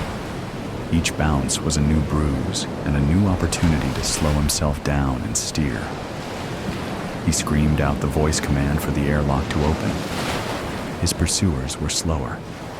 By the time they rounded the corner and fired again, Zen sailed into the airlock. The razor slivers sliced through his right side and thigh, his blood blossoming in the air. He slammed the door shut before the next volley came. The pneumatic weapons were ideal for tearing through clothes and flesh, but were too weak to do any structural damage to ships, the perfect weapons for safely murdering in space. Their slivers bounced off the airlock door. Zen's right side was on fire, and his body and face were covered in his own blood, which was clouding in the air. Come on, he shouted, starting the cycling process. Something thudded behind him, and he saw Ison's face through the airlock glass. He was snarling and banging on the door, probably saying something inane like, "Open the door." "Fat fucking chance," Zen muttered. When the airlock cycled and the door to the Gopher 7 opened, he floated through, holding his side. He hoped he wouldn't need stitches, but he feared he did. Either way, it would have to wait. It was just a matter of time for the pirates to breach the airlock. He floated into the pilot's seat, Daw's seat, and shotgunned through undocking. Something shuddered, and he heard the deep wail of metal bending and breaking. He was licensed to fly, but as a backup for Daw, he rarely did, and probably forgot something. The checklists didn't cover fleeing from pirates anyway. Regardless, Gopher 7 didn't report any critical errors. Good enough. He lit up the thrusters and put some distance between himself and the Coleridge. But where would he go? He could outrun the Coleridge, and he had a head start on the other Gophers. But Ison's ship was a real starship, not a glorified cargo truck. He decided to dive into the canner belt itself, banking on Ison's pilot not being familiar with flying through rocks, banking on being familiar enough himself. Then an alarm trilled and his console flashed red. It was the friendly fire warning, in case the Coleridge ever accidentally aimed its point defense cannons at one of the Gophers. Only this time, it wasn't accidental. "Shit," Zen said. The whole ship rocked as the slugs tore through it, and he was knocked out when he hit his head. Zen's first thoughts were about making sure Daw was fine. Concussions were serious, and this wasn't just professional diligence. Daw was his friend. It took him a while to extricate himself from his seat, and by then he remembered that Daw wasn't there, that he saw Daw get murdered. Zen ran his hands over his face. "Shit," he whispered. Daw was dead. He felt cold inside, and he didn't really know why. This line of work claimed people all the time. A ship like the Coleridge might have upwards of 10 fatalities a year. But losing Daw was different. They'd been running this drive for nearly 11 years.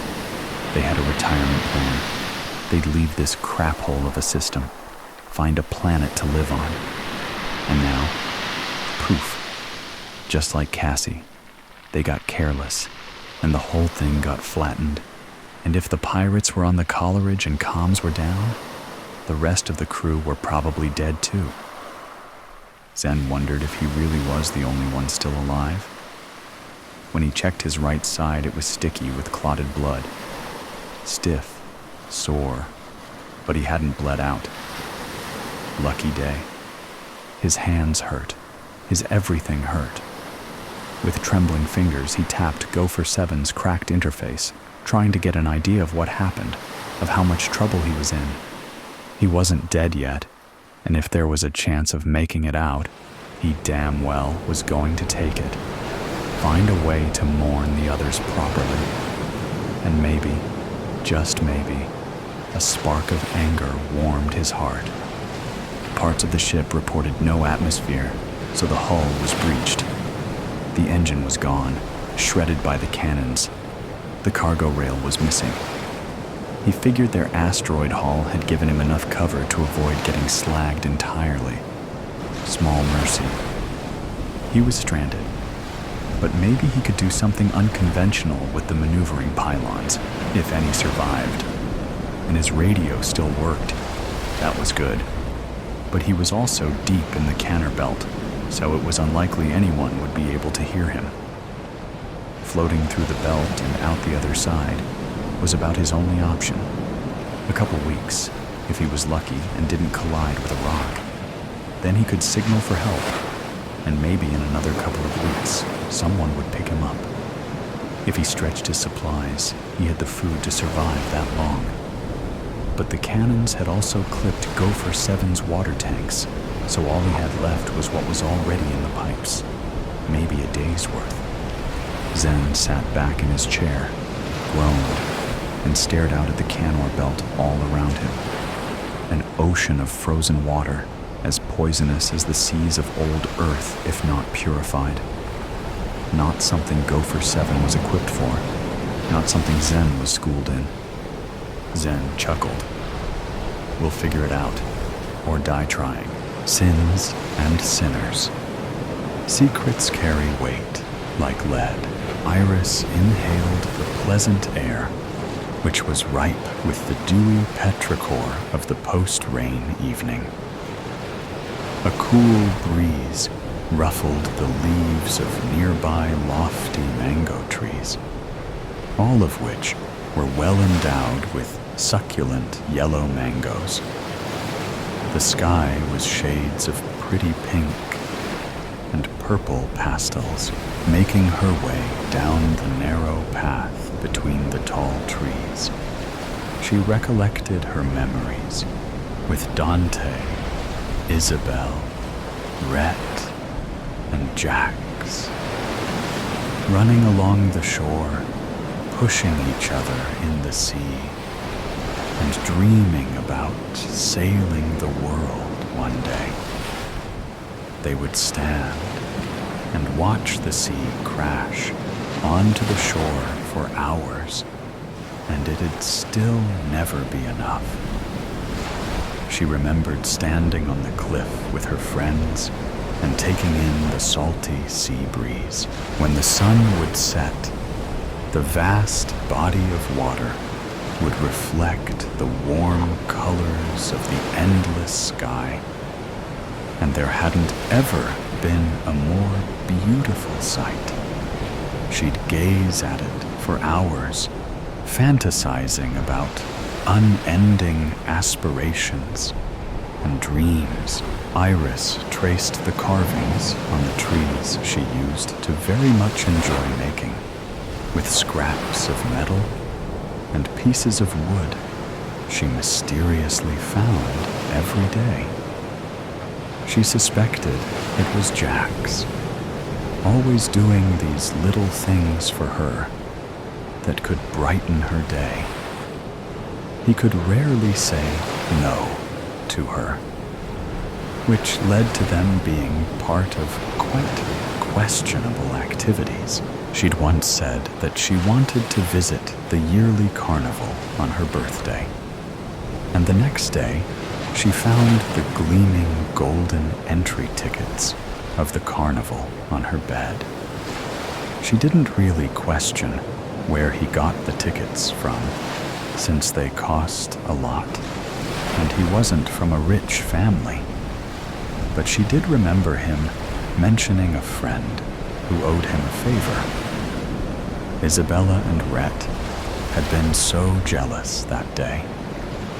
Iris giggled, recalling the look on their faces as she ventured further on the narrow path between the tall trees. The pastel-colored sky started to fade away into the dark shadows, from dusty lilac to indigo, and from indigo to inky black.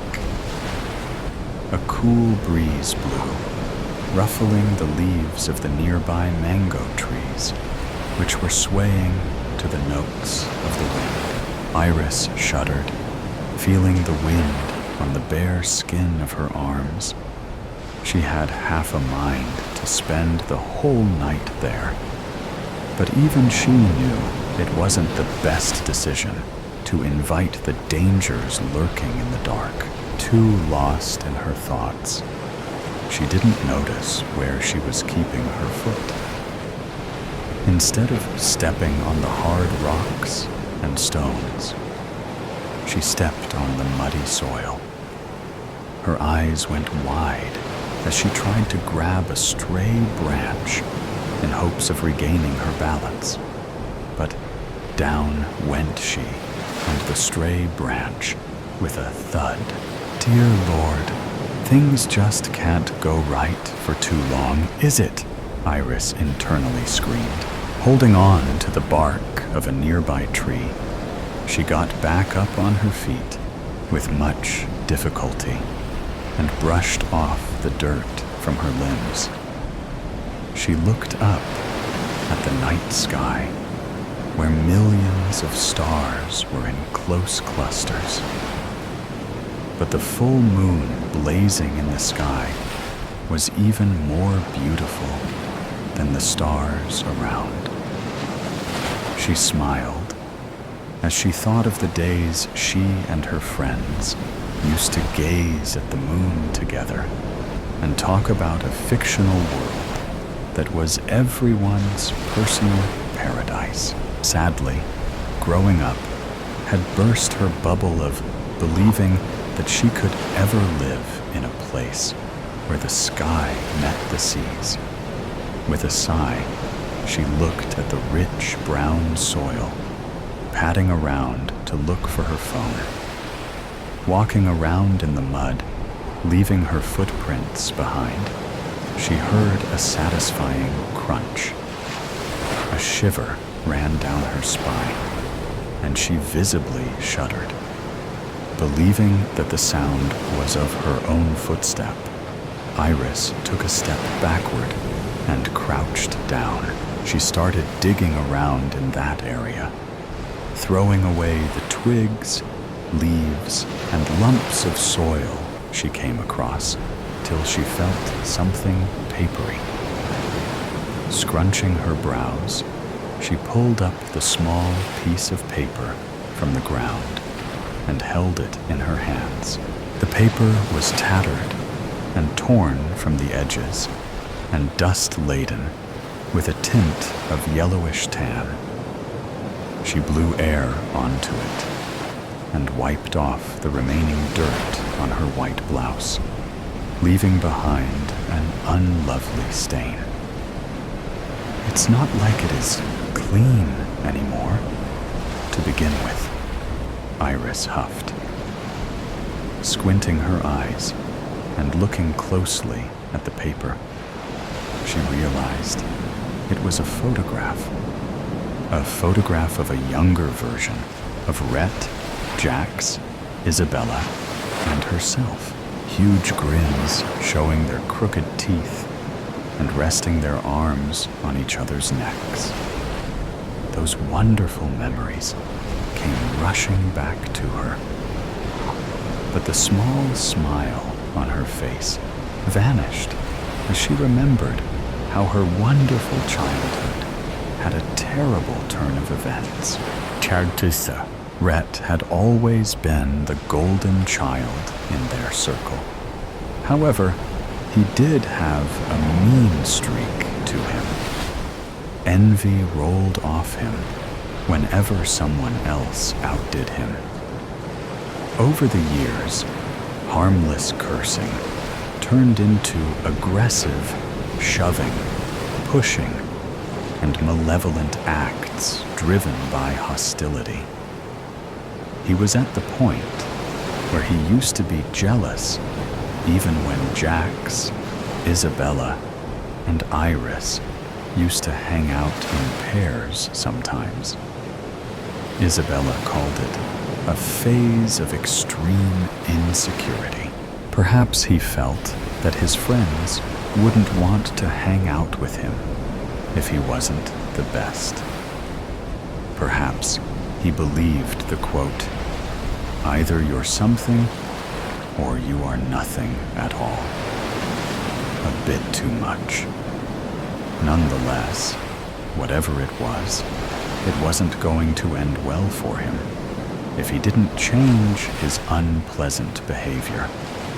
She'd contemplated on staying away from Rhett, but Isabella told her that they wouldn't want his situation to worsen.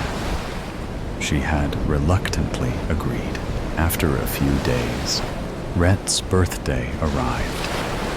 Isabella had decided to throw him a surprise party that would cheer him up. Iris and Jax helped her decorate, and all of them awaited Rhett's grand arrival. Grand was an understatement.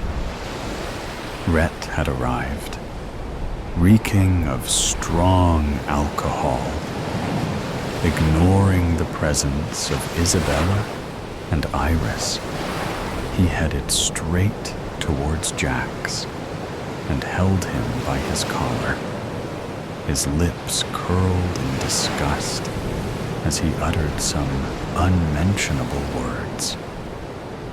Processing the enormity of what just happened, the girls ran towards Rhett to pull him away from Jax. But Rhett already managed to land a punch on the poor guy's face, escaping the grip of Isabella and Iris. He kept on punching Jax till his knuckles were bloody. Horrified, Iris grabbed the nearest object which she could find, which turned out to be an iron-made decor, and slammed it against Rhett's head. Ceasing his torture on Jax, he brought his hand towards his bleeding head and caught a few drops of blood on his fingertips. He felt lightheaded as black spots started appearing in front of his eyes in the cold silence that followed. All of them could almost hear Rhett's last heartbeats as he closed his eyes, took his final breath, and fell on the floor with a loud thud.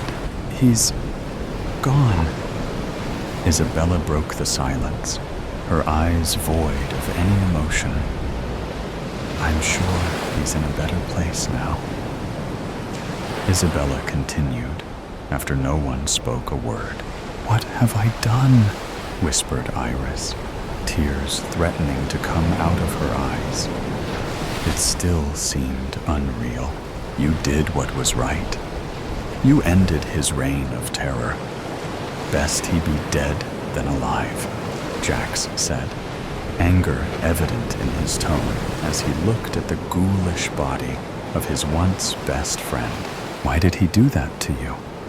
Did something happen between you two?" Iris asked Jax. Not receiving a response, she prompted again.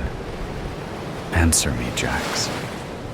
I can't live with the guilt, but at least I'll die peacefully, knowing that what I've done was for the right reason." Did he need a reason any longer to punch the shit out of his friends? Said Jax. What happened between you two? She asked for the second time. Stop asking that question again and again, Jax said, his teeth grinding together. Why? Don't you realize what has just happened? How can you be so... Iris was at a loss for words. You know that's a bloody problem of yours. All you and your selfish nature do is present yourself as the victim. Stop making everything about you, Iris. Stop pressuring me. And it's you who has killed him, not us. Oh, so I should have let him beat you to death, is it? That would have been better than this, said Jax, his eyes icy as he stomped away, as if her soul could bleed an ocean through the eyes. That was the enormity of Iris's sobbing. Isabella hugged her, slowly rocking her body as if she was a little child. Iris, he didn't mean any of that. He is just upset. Anyone would have felt that way, I'm sure. What you did, it wasn't wrong. It was inevitable. You freed him from the evil inside, consoled Isabella, who had been quiet all this long. How do you even understand 1% of what we're feeling anyway? You didn't do any of this. Iris laughed humorlessly. Rhett was the closest to you than any of us. Didn't you consider him your friend? Don't you feel the least sad about it? You don't seem to be grieving at all. Just because I don't express it does not mean I don't feel it. And Rhett was as much of a friend to me as he was to the rest of us. Would you rather he attain peace through death, or rather he continue inflicting violence and chaos on us? Iris didn't say anything afterward. The weight of the guilt was heavy. Despair was a crushing force on her chest, constricting her breath and coloring the world around her. Black as she too was slowly engulfed by the darkness. That is exactly how a tragedy like theirs breaks one's heart, making one believe that the ending might still be happy until the very last minutes. Iris flipped the photograph, returning to the present day, and read the words she had written a long time ago. Which of us could say we were more sinned against than sinning? The eyes in the forest. The forest was bright and warm. The sunlight dappled across the leaf-covered ground in a way that evoked images of autumn holiday, brochures, and children laughing. There was a slight breeze rustling the upper branches, but down at ground level, all it did was bring the warmth of the sun in from out in the meadows all around. For everyone not working, it was a weekend to head out and make the most of the last of summer before the cold settled in. It was, I thought, a terrible place for a murder scene.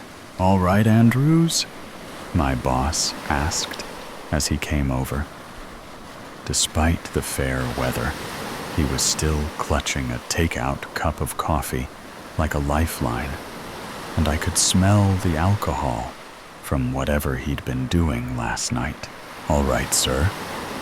I didn't think you were on duty today. Judging by the state of Detective Matthews, Neither had he. However reckless he was on his nights off, Matthews was a consummate professional out in the field when the public could see him. Tell me about it. But 4 bodies in 3 months. No one gets their Saturdays when that happens. Some of us didn't have many Saturdays anyway, but I only gave him a tight smile in response. It wasn't right to bitch about hours and shift patterns when there was a dead body in the vicinity. Another car pulled up into the cordoned off area, and Matthews turned to watch it. It wasn't a vehicle I recognized, but I wouldn't have considered myself an expert on the department's cars. Besides, 4 bodies in 3 months. This was when the top brass got called in, and all the specialists scraped up from wherever they usually lurked. Matthews was having the same thought. More goddamn people sticking their noses in, telling me what to do.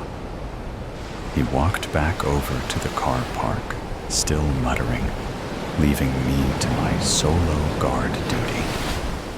The investigators would go over the area first. Then maybe I'd get called in to help sweep the area. Until then, my contribution to catching a murderer was to stand still and keep people away. Of course, to get to me, they'd have already had to get through 2 other police cordons. I was nothing more than window dressing at this stage. But the more serious the crime, the more window dressing the bosses wanted. Couldn't let the press take a photo of empty space now, could we?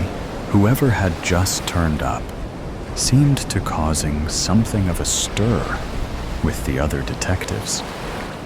They all had more sense than to start shouting. But I recognized the way Matthews had started pacing. A few words drifted across the forest to me, though I didn't get much other than tone. No one was happy about the new person turning up, and I wondered what sort of specialist would cause such a stink. Maybe it's our own Sherlock Holmes, I thought to myself with a snort. It would make the shift more interesting, at least. But there was no way that Sherlock Holmes would work with a modern policing system. All those deductions and assumptions, the evidence courts would be laughing themselves to death. The new arrival was coming my way. I wiped the smirk from my face and stood up a little straighter, staring dead ahead as I watched them out the corner of my eye. Smart suit, skinny glasses, slightly cropped tie, and far younger than I'd expected for a specialist. At a guess, I'd put the man at a few years older than me, early 30s or so, although he could just have had one of those faces that ages well. His height didn't help, and though the ground was uneven, he was about eye level with me when he stopped. "Officer Andrews?" he asked, scanning me up and down. I'd braced for this moment. Who doesn't love a woman in uniform? But there was nothing to his look. It was more like he was trying to read my name on my legs, rather than checking out any curve they may or may not have had. "Yes, sir." Even though he was nameless, anyone out of uniform at a crime scene was pretty much guaranteed to be my superior. Better safe than sorry. Can you take me down to the crime scene, please? One moment, sir. I'd barely tapped the call button on my radio before Matthews started waving his arm at me and giving the thumbs up. I tried to nod back, though he didn't watch long enough to see. Right this way, sir. I led the way through the trees to where the body had been found, all the while fighting down the urge to kick the leaves as I went.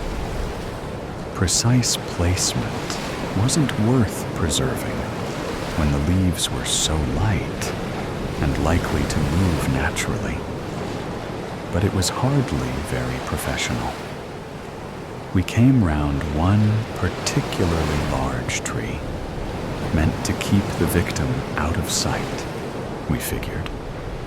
And there she was. No name, no purse, no shoes, clothing torn.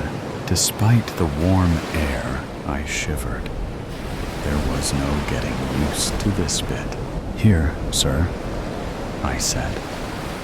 It was obvious, but it didn't feel right to just wave and go, ta-da. Poor woman needed some respect in death, even if she didn't get any in life. Thank you, Andrews. You can go back to your post now. Are you sure, sir? Solo investigation. Seriously? And I hadn't even gotten the man's name, let alone his rank or speciality. But Matthews had waved me on. If this went wrong, I could pin the blame on him, right? No, that was childish. I'm sure. Thank you. As he dismissed me, he knelt down by the body and started looking at it, leaving me to walk away. I turned back half a dozen times, but he didn't seem to be doing anything, just staring, waiting, perhaps. But then what for? Me to leave? My stomach tied itself in knots, and I looked at the dead woman's face. I didn't like leaving her here alone with him. Rank left me with no option, though. I dragged my heavy feet back to where I'd been standing, and was grateful to see that Matthews had wandered closer again. Sir, I said as I came up behind him. What's up? He asked. Despite the coffee cup hanging empty in his fingers, he looked rougher than he had earlier. Whoever the stranger with the body was, he sure could rile people up. Am I good to leave him alone? Sir, only protocol and all, Matthews snorted. Ha, protocol? Some fancy arse from God knows where rocks up, and suddenly we're ignoring it. Yeah, it's fine, Andrews. He's got special dispensation. Curiosity got the better of me. How come? Because of his impeccable completion rate. Solved more crimes than half of our department, by all accounts. So the sun shines from him, and we all have to bend over and worship. Damn it. If I knew we'd be standing around with our thumbs up our arses, I'd have gone and gotten another coffee. I bit back all my opinions on what that would do for the twitch under his eye, and watched as he walked away again. Curiosity was still burning inside me. Impeccable completion rate? What did that even mean? And if he worked alone, did that mean he had some secret technique for solving crimes? I headed back to my post, but when I got there, I checked over my shoulder. No one was watching, not that they had any reason to. All the detectives were huddled together, all complaining, judging by the way they folded their arms or put their hands on their hips. They really were quite a melodramatic lot.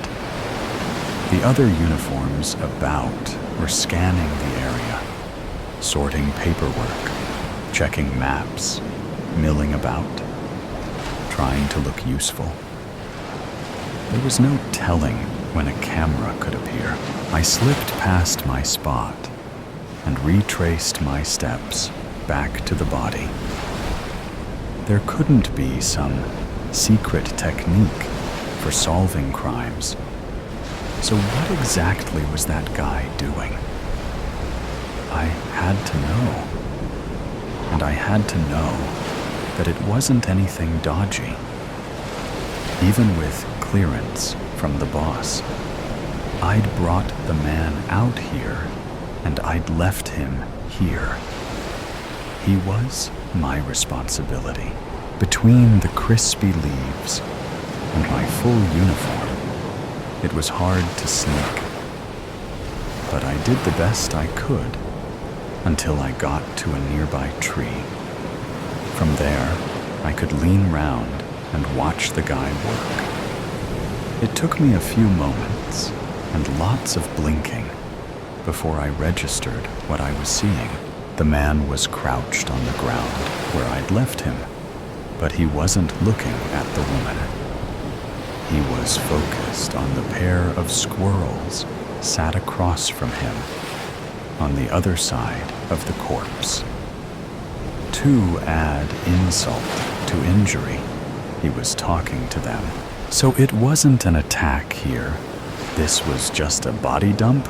My shoulders slumped. A great detective, wonderful record, and his secret technique was explaining things to animals. My brother would talk out programming problems to his dog. But this was just ridiculous. At least no one else saw my brother doing that. And at least he wasn't doing it for a murder inquiry. Yeah, the man knew her, was crying the whole time. I froze at the other voice. There was no way. Did he say anything? The detective asked. Yeah, the squirrel. The squirrel, replied. Kept apologizing, saying it was an accident. I'm sorry, that sort of thing. And then what? He took her shoes, the other goddamn squirrel said. Then he ripped her shirt, rumpled her clothes and all. She was properly dressed before she got here. He did all that here. Anything else? Don't think so. That all you need? Yes. Thank you. That's most helpful. The detective smiled and nodded at the squirrels before they turned and scurried away. My eyes were dry from the non-blinking staring, and I ran a hand across my face. There was no way I just saw that. Had Matthews infected me with his hangovers? The detective pulled out his notebook and jotted down some notes before he looked up and round the clearing. I only just ducked back behind the tree in time. Is there anyone else? He said, just loud enough to carry, but not enough to reach back to where the other officers were. Heaven forbid they see him talking to the animals. On cue, a mouse scurried up and perched on a branch sticking out of the leaves. Yes, it said. And what did you see? See? Not much. But they smelt the same. Her and the one who brought her. Exactly the same? Like they lived together? Just so. Thank you. Anything else? No. Don't see much, I'm afraid. No worries. Thank you for your help anyway. The mouse scurried away as the detective made more notes, and the last strand of my sanity snapped. I stormed out from my hiding space, oblivious to the fact I was marching through a crime scene. All right, what the hell is going on? I said. The detective jumped to his feet, guilty as though he'd killed the woman, before a carefully schooled expression took over. I am investigating this murder, officer. You should be back at your post. No, none of that. What the hell is happening? How the hell are the animals talking? And why the hell are you so calm about it? Miss, I can assure you. He cut off mid-sentence and stared at me as though I was the weird one in this scenario. Hang on? Talking? Don't pull that crap with me. I saw you taking notes. You heard them, but so did you. You heard the animals talking? Yes, but how? He ignored the anguish in my voice and just kept staring. I was halfway through, weighing up whether to just punch him, assaulting a superior, and how would I explain why, when he broke into huge grin. I hadn't realized how morose he'd looked before, and I blushed at the sheer childlike joy on his face. I've never met anyone else like this before, he whispered. Hey, prove it. Mouse, come back. The mouse scurried up again, though it shuffled away when it saw me. Yes? The detective spun to me and nodded. Go on, talk to it. I said. Would this count as playing along? Or was I losing my mind as well? For the first time in my life, I wanted nothing more than to be on guard duty. Hello? Mouse? Greetings, the mouse said with a little bow. I shook my head. I wasn't bowing to a mouse. Yes, fine.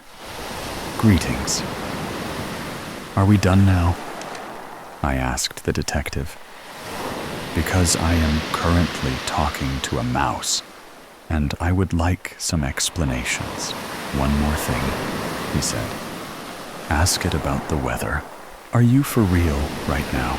Just do it. I rolled my eyes, but academy training was hard to kick. Someone says jump. You ask how high, or ask after the weather. How's the weather? I said to the mouse with a wild grin on my face. Fair, the mouse replied. The leaves are falling early this year, but the rain has stayed off for now. Great. The detective took a step towards me and peered at my face.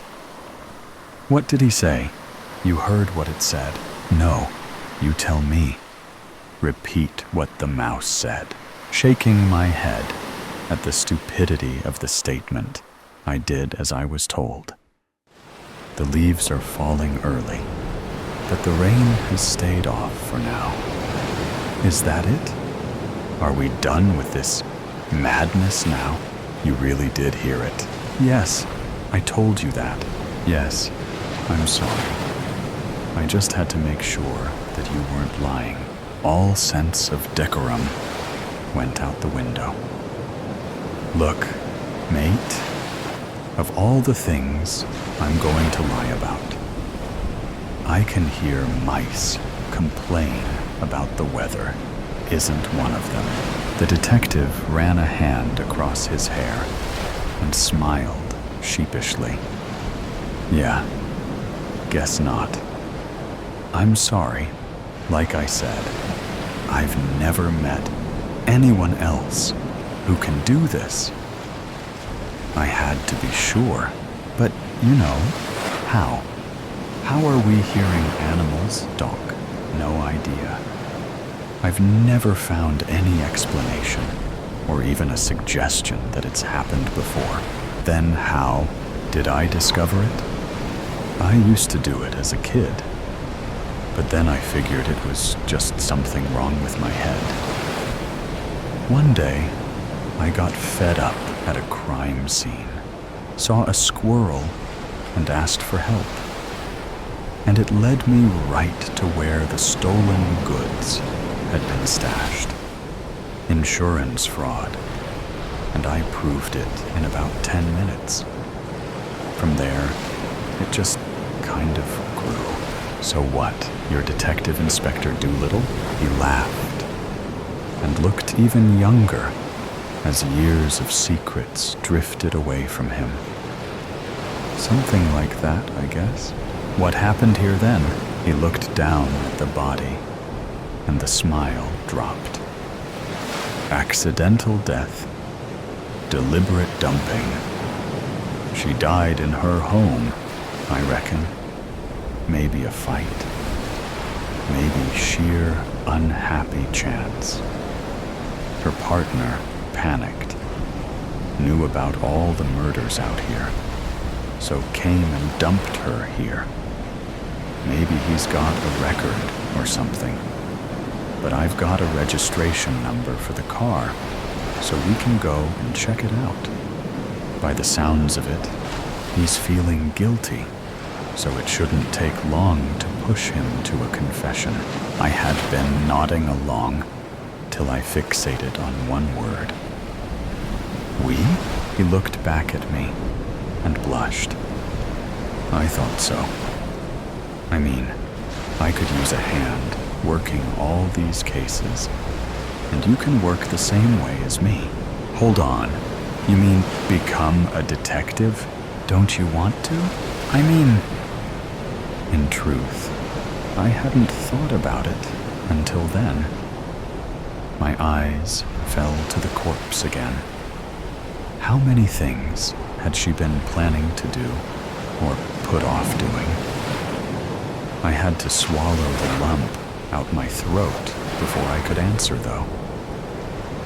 All right, I'm in. Assuming you can sort it with the boss. The detective grinned at me. I have a lot of pull. I can figure something out. He stuck his hand out, which I took. Detective Inspector Christopher Griffiths, Officer Iris Andrews. A pleasure to meet you, Iris. Now, let's go talk to a murderer, shall we? The Cursed Town. Content warning. Murder, suicide. He walked up through the dusty road which led to the small town of Timmins. It was twilight, and a light wind was blowing. Far away, the crop plantations acquired a greenish-orange color due to the light of the sun. On the other side, one could catch a faint glimpse of the Timmins Church, with its tall steeple standing majestically high up in the sky. The yellow-orange hue of the sky washed the town, and the muddy red road was illuminated with a touch of gradient yellow. The whole town looked peaceful, and surprisingly, nobody was outside their houses. He entered the town and looked at the banyan tree in front of him. It had remained much the same. He looked up at the houses and walked towards them. Darkness was falling now. The red-orange hue was slowly swept away, and a dark blue color entered, only with a touch of crimson at its bottom. Shadows fell here and there, creating a spooky atmosphere, and he quickened his pace, as if to avoid the evil spell cast by the shadows of the houses. The moon came up, not too bright, for clouds were starting to surround it from all sides. He glanced upwards and realized that he had to take shelter somewhere. Rainfall could occur any time now. He walked through the dusty and muddy road and looked here around for inns, but there were none. Finally, he found a big apartment, which was deserted. He let out a sigh of relief and walked up the stairs and entered the apartment. It was evident that the apartment was still under construction work. It was not completed. However, years of neglect had withered away the raw smell of the brick walls, and small plants could be seen growing almost everywhere. All of them had a feeling of evil in them. The brick walls, the plants, the floors, and even the ceiling. It was like they had witnessed a lot of sad events and were telling him not to go further inside the house. The house itself was spooky, with its large corridors and almost no rooms. A huge, round staircase led to the other floors. The grayish appearance of the apartment matched perfectly with his gray and withered t-shirt and pants. He went up the staircase and reached the terrace. It was broad and wide, and one could see the beautiful town stretched before it. He looked down and was surprised to see an old woman with a lantern standing in the doorway of the apartment, waving her hands to call him. He descended the staircase and ran out of the apartment to meet the old woman. The woman was short in stature and had gray hair, with sometimes a tint of black in them. Her face was wrinkled, and she looked at him through her cat-green eyes, piercingly. "What are you doing here?" she asked coldly. "I am a visitor, and I came here for certain business matters. I could not find any inn to spend the night in, so I came here," he said. She looked at him suspiciously, and then said, "Okay, you better come with me. This place is not good, especially at night." He nodded his head and followed the old woman. He was cold with fear and could not understand what was happening. He followed her till they reached a cottage, and the old woman asked him to enter. He went inside and enjoyed the warmth of the fire which was lit. He sat down on a sofa, and the woman came to her with a candle. She placed the candle on the table and handed him a plate. "You must be hungry. Here, have some food. You better not go to the apartment anymore." "Why?" he asked. "It's a long story. I have seen too much of this world to remember happy deeds. Most are evil." "What do you actually mean? Do you want to hear?" "Yes, I do." She took a long, deep breath and then began. "Long ago, when I was about 17 years of age, there used to live a plantation owner named Hamilton. He had a lot of money and was very rich. You see those plantations? All those were Sir Hamilton's. He was not only rich, but kind and generous too. He used to donate with open hands. He had a beautiful wife, 4 daughters, and 1 son. However, naturally, his neighbors were very jealous of him and despised him. He did not care that much for that. But one day, his neighbors attacked his family.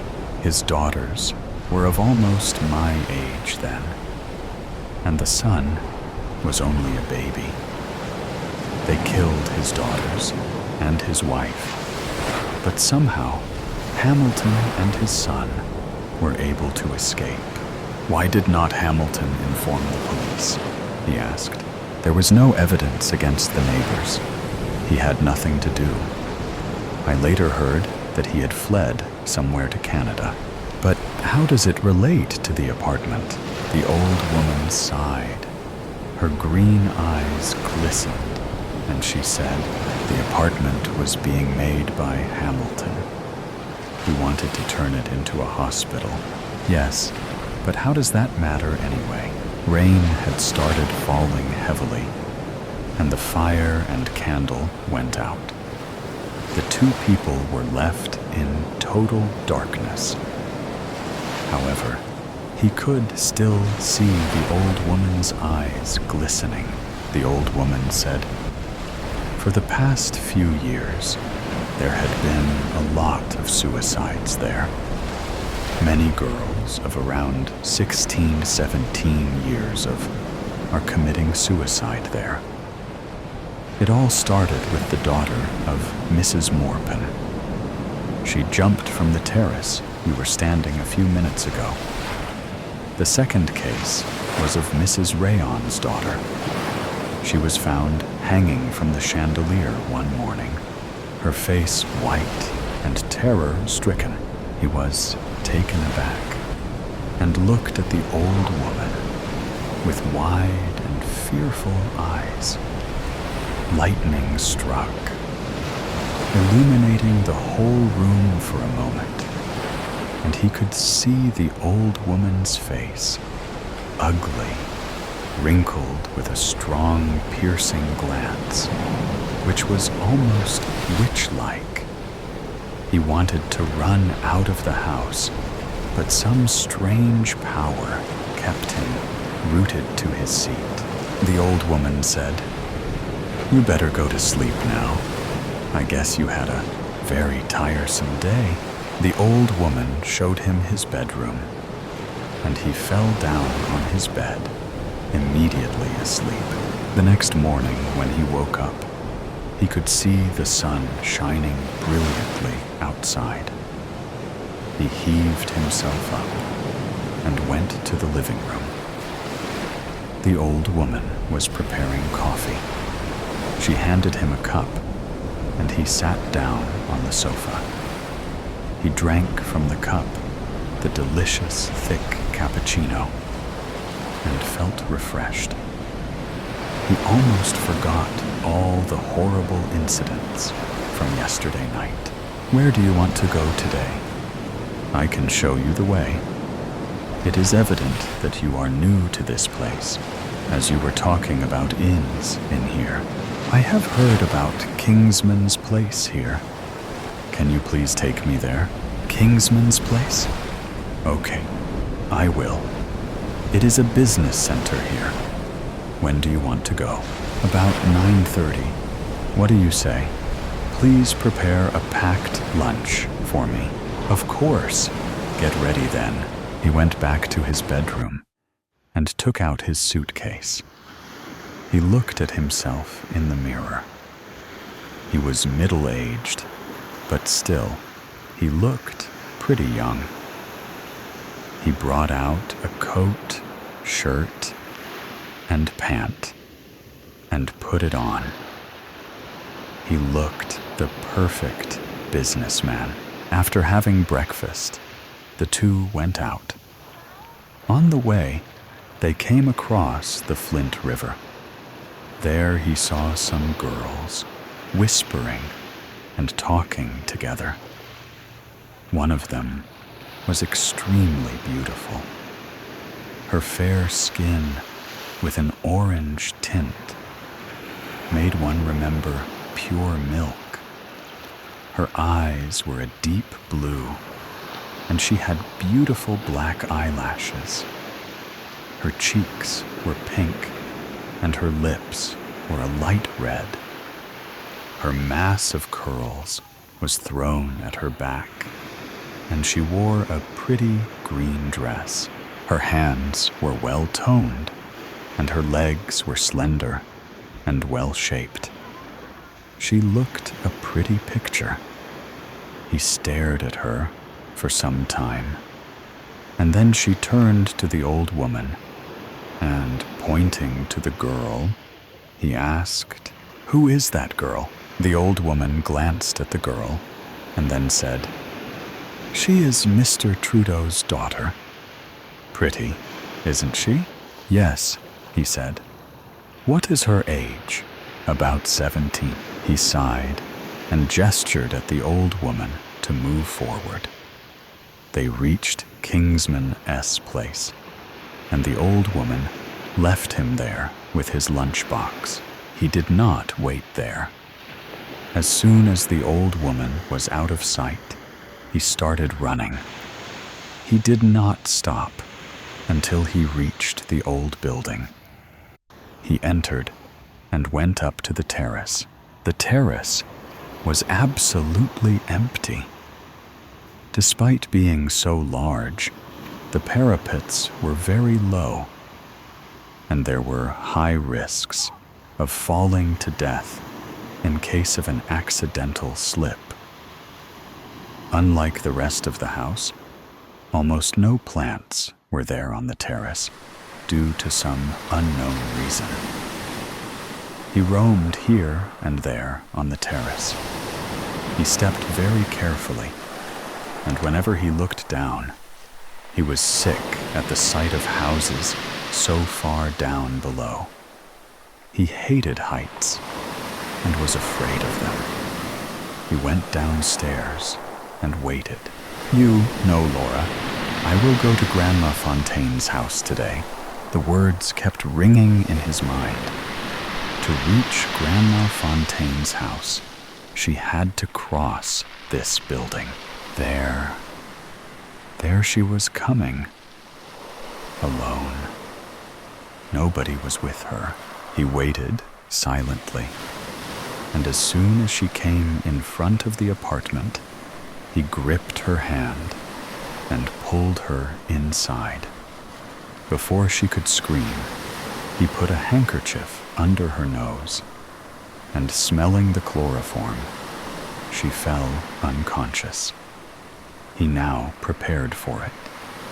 He dragged her upstairs to the terrace and carefully washed her face.